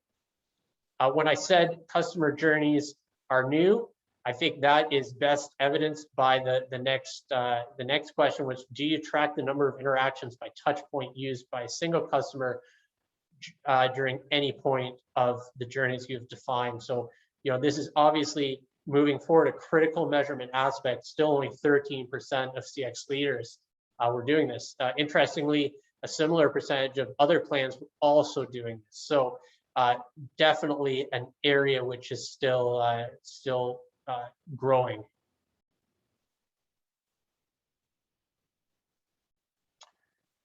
So that's the end of kind of the overview of our initial survey that we did. Earlier this year, we did a second supplemental survey aiming to build upon that initial research and look at how systems are really measuring and managing the customer experience through surveying techniques, and see if there were any underlying themes there. And I think you'll see there are quite a few similar themes. So here are the 47 global funds that participate in the second research. You can see go all the way from very large funds with over 1 million members down to some quite small systems with under 50,000 members, but a real geographical mix with systems from the Netherlands, Canada, and the US. So we actually did score systems in 4 different areas here. Surveying, which is what do you survey from a quantitative perspective. Targets, so do you have specific targets around satisfaction, member effort, etc. Feedback, which is qualitative feedback from members, and feedback management. What do you do with that qualitative feedback, and how is that integrated within your organization? So LACERA did not participate in this survey specifically, but we were able to assign a surveying score based on the satisfaction surveying metrics that we have from our annual pension benchmarking exercise. So earlier on, I had mentioned that systems who were CX leaders tended to have a higher allocation of dedicated staff to that area. And I'd said I was going to come to a slide where despite the fact that they had higher headcount, it didn't necessarily lead to higher costs. And this is that slide. So here we really noticed there are 5 funds in particular with higher scores than others in this research. And they're represented by the yellow bars on both of the charts. And interestingly, from a cost perspective, between 2013 and 2020, 4 out of the 5 systems saw declining costs over that time period.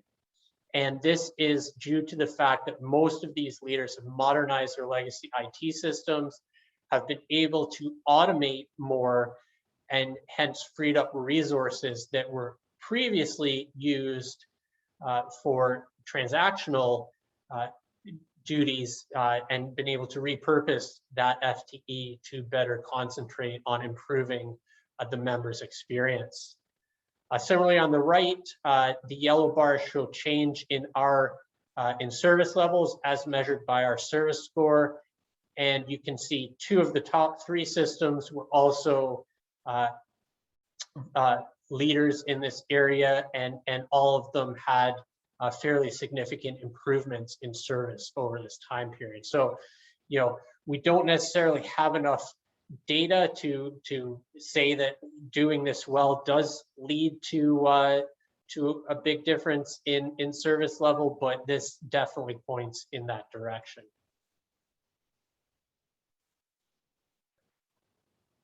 So the first area which I'm going to look at is member experience surveying. So why should you survey members?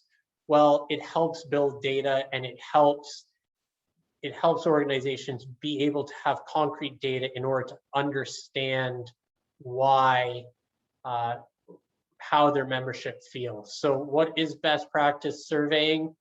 It should focus on a single life event or a single channel touch point. You should do it as soon as possible after the interaction or journey is completed. People's memories fade. If you send out a survey a month or 2 after an interaction, it's highly likely that any strong feeling, any not strong feelings they had have probably subsided. You're most likely only to get, those who were extremely annoyed, perhaps, responding. So it's much more accurate to do it while it's top of mind for the members. It's best practice to measure satisfaction and effort, particularly in a member journey framework. It's also very useful to be able to summarize the results and slice and dice them in many ways. So it's good to be able to know who the agent was that provided the service, the purpose of the call, what touch points they used for a member journey, so that you know, so you could identify, for example, maybe those who called the call center were less satisfied than those who used the website, would be an example. It's also good to do your surveying on a frequent random sample basis. That's better than sampling everybody even. Well, I don't think you could sample everybody. It would just overwhelm you with data, especially from a qualitative standpoint. But it is good to do it frequently, and it's necessary to do it in consistent fashion so that you can notice trends emerge over time.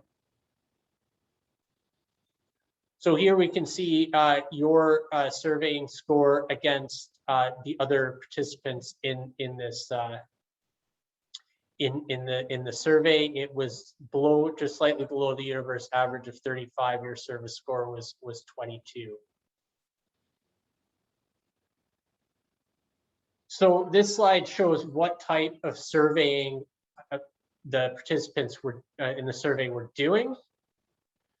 So top left, do you survey a sample of the following member groups: active members, annuitants, and inactive? So this is random sampling of members who might not have even interacted with the system. So just to get a pulse on the membership in general. This is an area which is growing in frequency.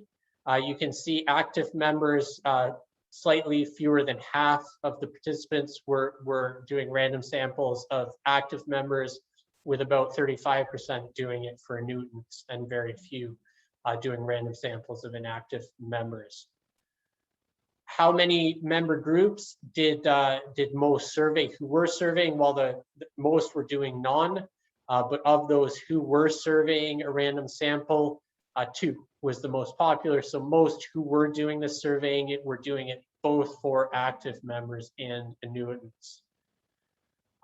Did participants send members a survey focused exclusively on a touch point? So this is a very transactional based survey. You sent surveys for call center, one-on-one counseling, and presentations. These were the 3 most common areas. You didn't send surveys about the secure website or the public website.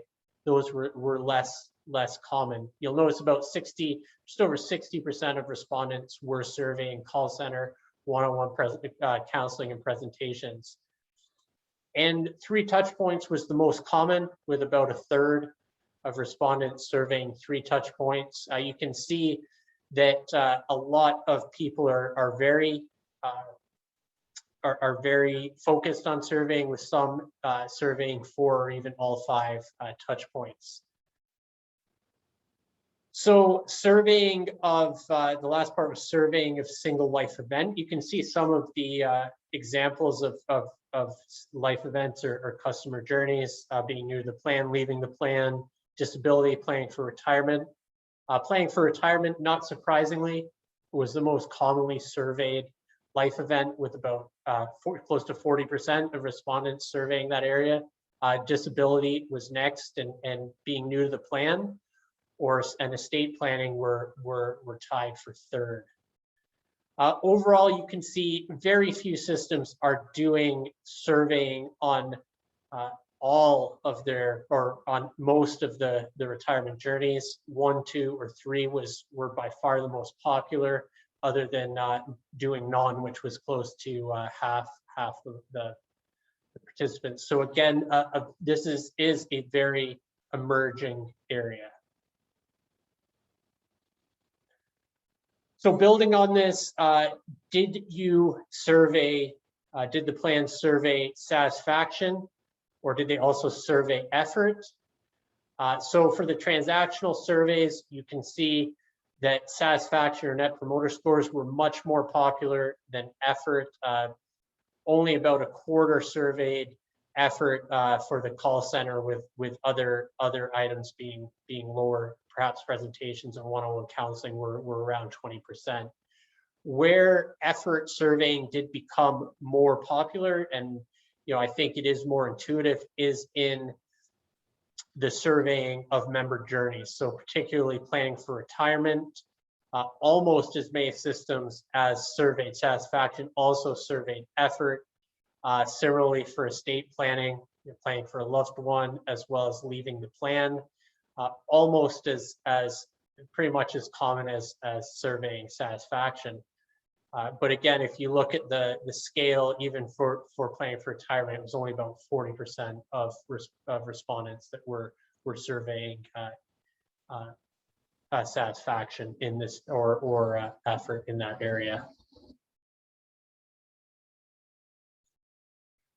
So the next part of our survey was focused on member experience targets. So it's one thing to measure it, but do you have targets? Do you know what you're aiming for? So we think that targets are important. They help you build on your data, and this is why I said before it's important to have consistent surveying methods that don't change too much year over year, because you really are wanting to see differences in scores year over year. Obviously, targets require buy-in from your leadership. They're best approved at the top by the board, with the results communicated through the organization. It's also good to have targets that are ambitious, but you don't want targets that are too ambitious. Targets that are too ambitious have a high risk of demoralizing your staff. Those that are too low won't necessarily encourage innovation.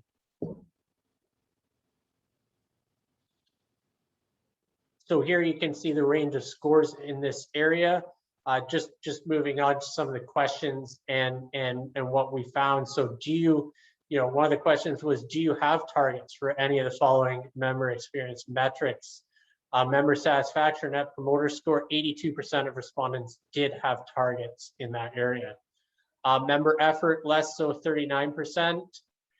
And lastly, you can see if you had a target, are the targets approved by the board? 60% of respondents said their targets were approved by the board. So again, another example of how these programs are organizational wide. Here's an example of a system that is showing their member experience results in their annual report, and they're showing their targets as well with a comparison. I know Ontario Teachers does this as well. This example is from CBUS, which is an Australian superannuation fund. For those not familiar, I mean, the Australian funds are in a very competitive environment because members can pick and choose which superannuation fund they want to go to. So member experience is critical for them as organizations. The next part of our survey was to look at qualitative feedback. And qualitative feedback is important because, if you're just collecting quantitative feedback, you can know that members are happy or unhappy, but you're not going to know why. So it is best practice to have open-ended questions on your surveys. Ideally, you'll provide a way for the member to contact you or to be contacted by you if they want to discuss their feedback. It's also a good idea to use focus groups or other in-depth interviews, which may be informed by your other surveying efforts, to really get at the issues and really understand them. And this is also where getting feedback from your frontline employees really helps in that area. Here are the overall scores, and you can see in this example, very few systems scored highly in this area. So again, very much an emerging area. So here are some of the questions that we asked in this area. So 64% of plans solicit qualitative feedback in their member experience surveys, just under 2/3. 45% do it in all of their surveys and 19% in most. Interestingly, when it comes to summarizing it, only around half are actually summarizing their experience. So I don't particularly know what the others are doing with the qualitative experience if they're not summarizing it, but I think that's a really important part because if you summarize it, that's when you can really start to notice trends and really communicate within your organization. 36% had an option for members to request a callback for their feedback, and 49% had a process to contact members to resolve issues.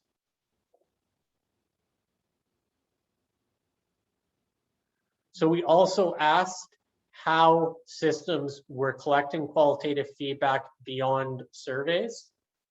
It turns out that it was fairly evenly distributed, most only using one channel. Average was 1.2 channels. So there were, that's indicative of roughly a fifth of systems using 2 different methods. So in-depth one-on-one interviews were used by about a quarter, same with notes from frontline employees. Focus groups or customer arenas, again, about a quarter. And then a quarter were doing usability tests. So that would be, having members do kind of go through mock, either using the website or calling in to demonstrate how usable the media was.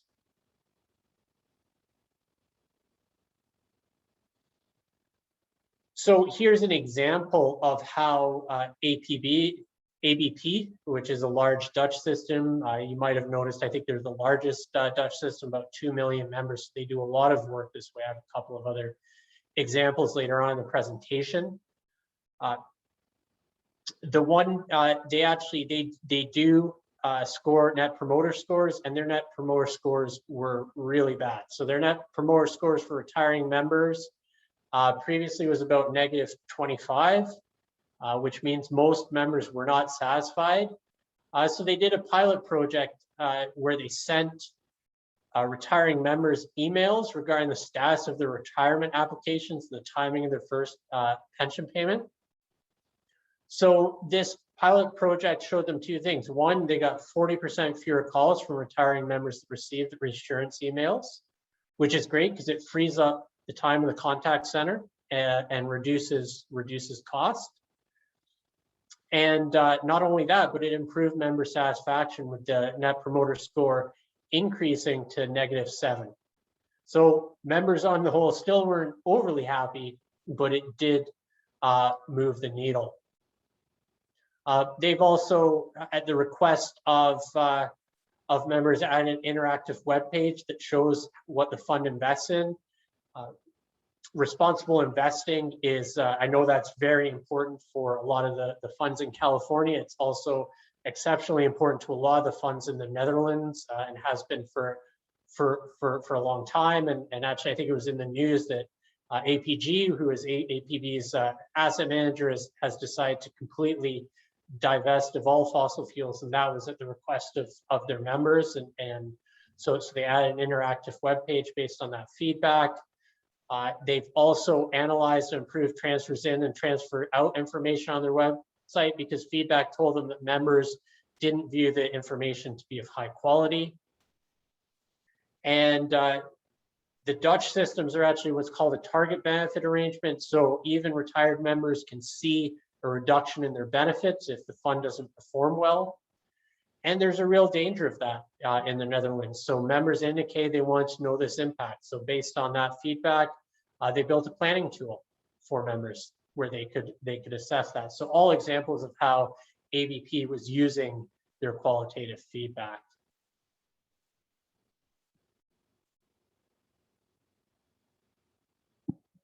And that feeds into the next and final section of this research, which was feedback management. So, it's one thing to collect qualitative feedback, but it's another thing to deal with it. It can be very resource intensive.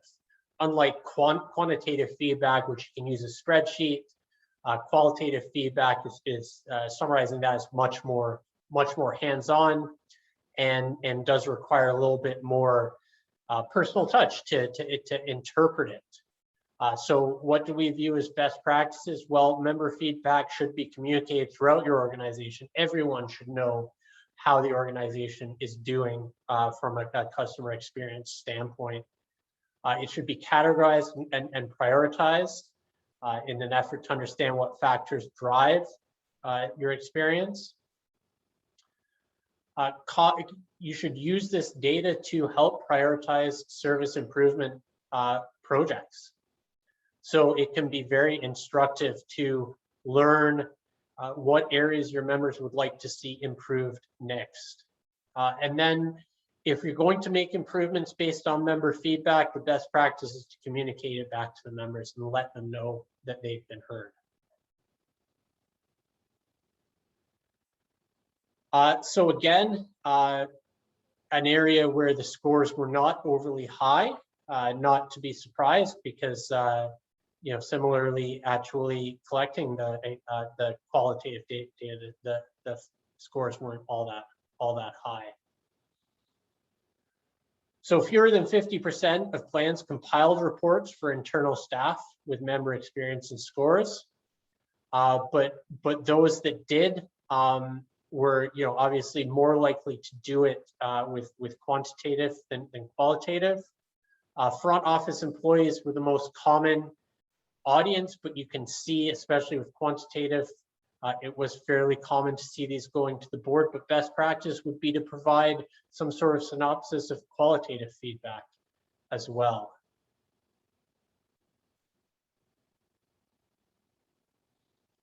Some of the questions that we asked in here in this section were, do you use a statistical driver model to help prioritize service improvements? So this is really, you know, leads in nicely to my last part of the presentation, which is how are you using the data, and are you using it to help inform decisions as to where you want to improve? And then, you know, do you track the number of interactions for each individual member? This is another important part to help understand feedback overall. So, you know, it's common for calls and emails, not common for live chat, less common for interactions. Can interactions be summarized by life event?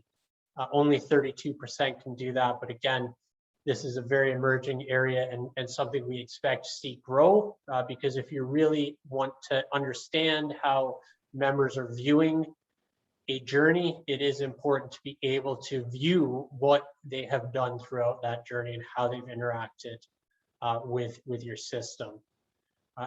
Another question was, do you track the use of digital tools? Obviously related, you know, are you tracking how many times the members using the secure website when they're there? Are they running a pension calculator? How many options are they doing? Are they exploring buybacks? Really using this data to try and understand the members' thought process as they go through their retirement journey.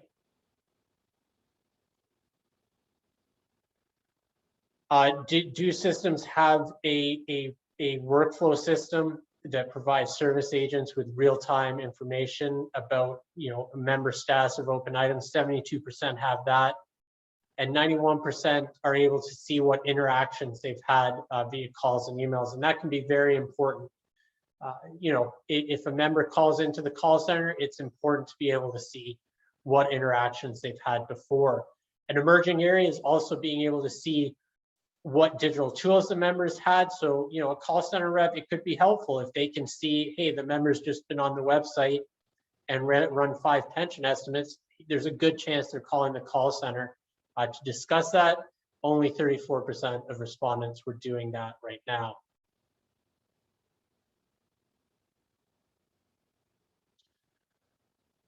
So one of the other questions we asked was around whether they're feeding this back to members. Are they telling members about the improvements they've made? 43% of respondents are. Most are doing it through newsletters or magazines. Annual reports were also common. Interestingly, some were doing it with one-on-one calls, presumably mostly with those that had made the suggestions as well.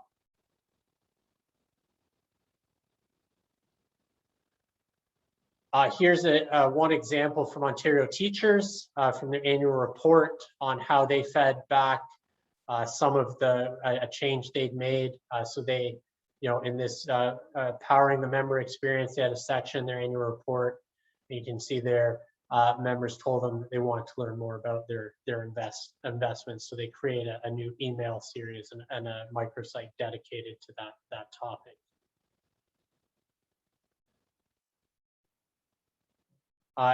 Illinois Municipal Retirement Fund has also done a lot of work in this area, and this is an excerpt from their annual report where it talks about how they've responded to member feedback through their Voice of the Customer survey program.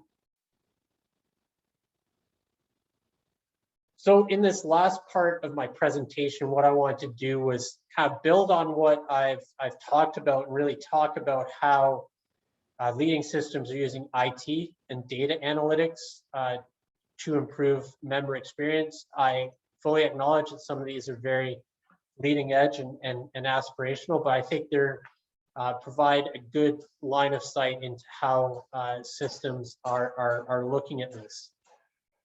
So these slides come from a discussion, a roundtable that we held in Toronto in June of 2019 with 11 large pension administrators from Canada, the US, and the Netherlands. We call this a community of practice. It was systems who were had completed or were on the cusp of completing major IT infrastructure updates, and we're moving beyond that and really want to learn from each other what they were doing from an analytics standpoint. So a lot of these systems they want to use their new systems programs to be able to use analytics to improve the customer experience. A lot of them are still at the very early stages, and that's why they wanted to learn from each other. You know, keys to success that were identified by these by the participants, and this you'll see in almost every example, they're very similar. Full leadership support, so again, organizational wide, beginning at the board. Trying to foster a culture of data-driven decision making. It really is changing the mindset of an organization, making sure that you have a supporting organizational structure and skill sets. And lastly, and possibly most importantly, is really a focus on data governance and data quality. So we led off this session by going through a piece on data analytics that was put together by McKinsey. For those who aren't familiar with McKinsey, they're a consultancy and a strategic partner of CEM. So I'm not going to go into great detail on this slide. I'll provide a little bit more color, but the essence of this is, you know, like I said, capturing insights from data is really cross-functional, and it's only as powerful as the weakest link in the organization. So what does this mean? Well, you know, from a strategy and vision standpoint, I really like the quote there. It says, think business backwards, not data forward. So what you really need to identify what you're looking to improve. You know, and that can be customer service. What part of your customer service are you looking to improve, and then try and build the data out and the data analytics program out from there. But looking at the 5, you know, data analytics, IT, people, processes. So data, it goes beyond just having clean data. It's the entire process of collecting, cleaning, ensuring that data is usable, data governance, understanding what the data is, having a single book of record, a glossary, so to speak, so that everyone knows what the data represents. And I know this is a huge pain point for a lot of our client base, is having clean data and having a single source. In fact, it was about 2.5 years ago, I went down to a client and they were actually engaging with their employers on this topic, trying to get their employers to gain a better understanding of why good data was important for them and for their members, and it was critical to providing a good member experience. You know, analytics, you know, moving beyond data analytics is what's the software you're going to use? How are you going to do this? What methods are you going to use? to get the data, the output you need to make these decisions. With IT as the technical layer, you obviously can't analyze data without the right IT in place, and that was a big part of why these systems were starting to look at data analytics. They felt they had the IT in place. One of the themes that was very clear during the sessions was that your IT had to be agile. Historically, a lot of systems had implemented a new system, a new IT system, but there wasn't the flexibility to improve it going forward. And increasingly, a lot of systems want to be able to make continuous improvement to their IT systems to evolve as their business needs evolve. Obviously, people are very important.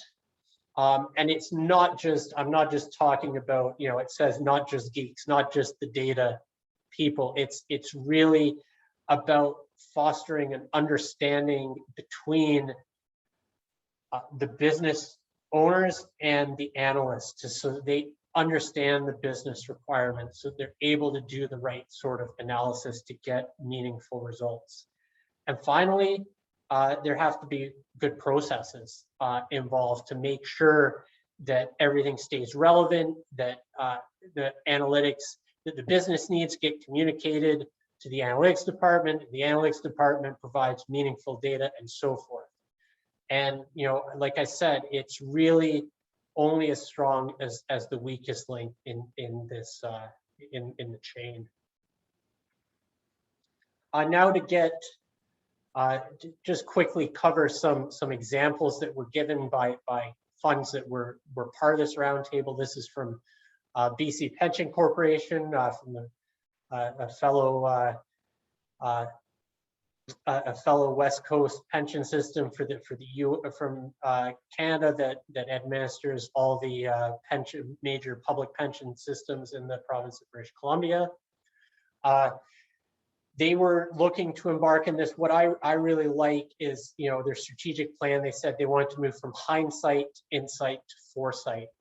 So being able to provide the right information at the right time to make the right decisions, as well as to be able to provide evidence-based strategic and operational decisions. You know, and again, I think the, you know, I can't drive home enough some of the recurring themes here. If you look at data, like they say, you need to carefully curate your data throughout its life cycle, and the organization as a whole appreciates the cost of poor data quality and poor data practices. You know, I think that is obviously really table stakes for being able to do any sort of analytics. And they also talk about, you know, your analytics factories industrialized with well-documented shared processes. If you have well-documented shared processes, that allows the business to do more of their own analytics even. It allows them to more easily talk with the nerds who are doing the core of the analytics as well.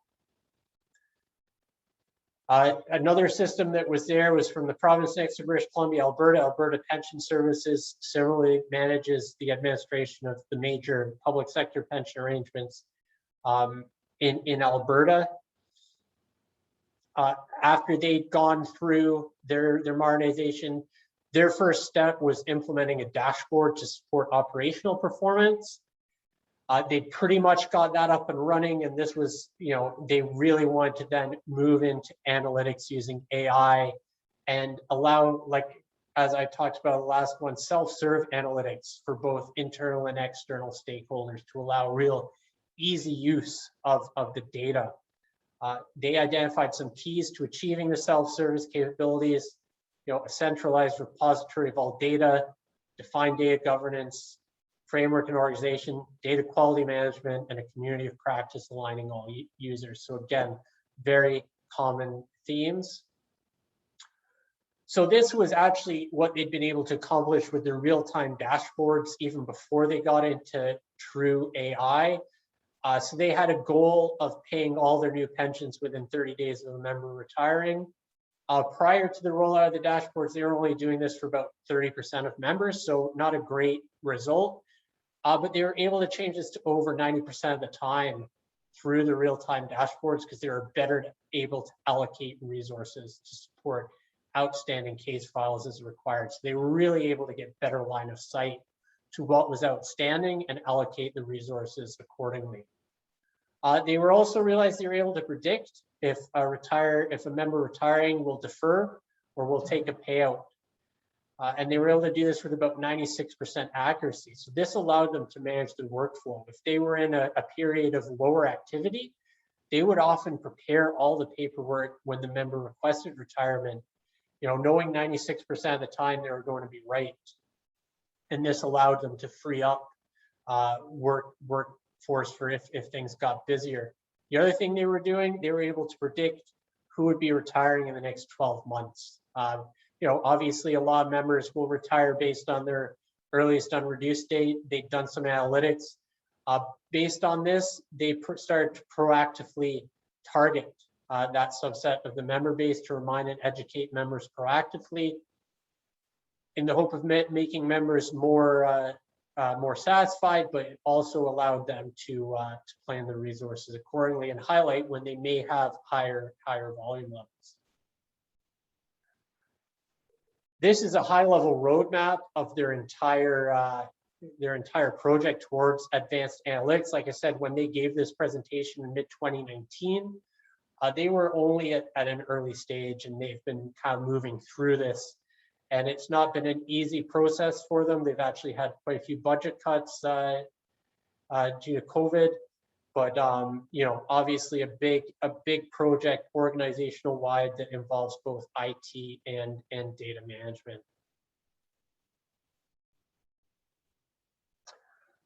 This example from Ohio PERS is probably more indicative of perhaps where LACERA is as an organization. They were very much just in the early framework, and if you look at their current state, they had an inconsistent source of truth for some data. They had multiple databases that might contain what should be the same fields, but different data.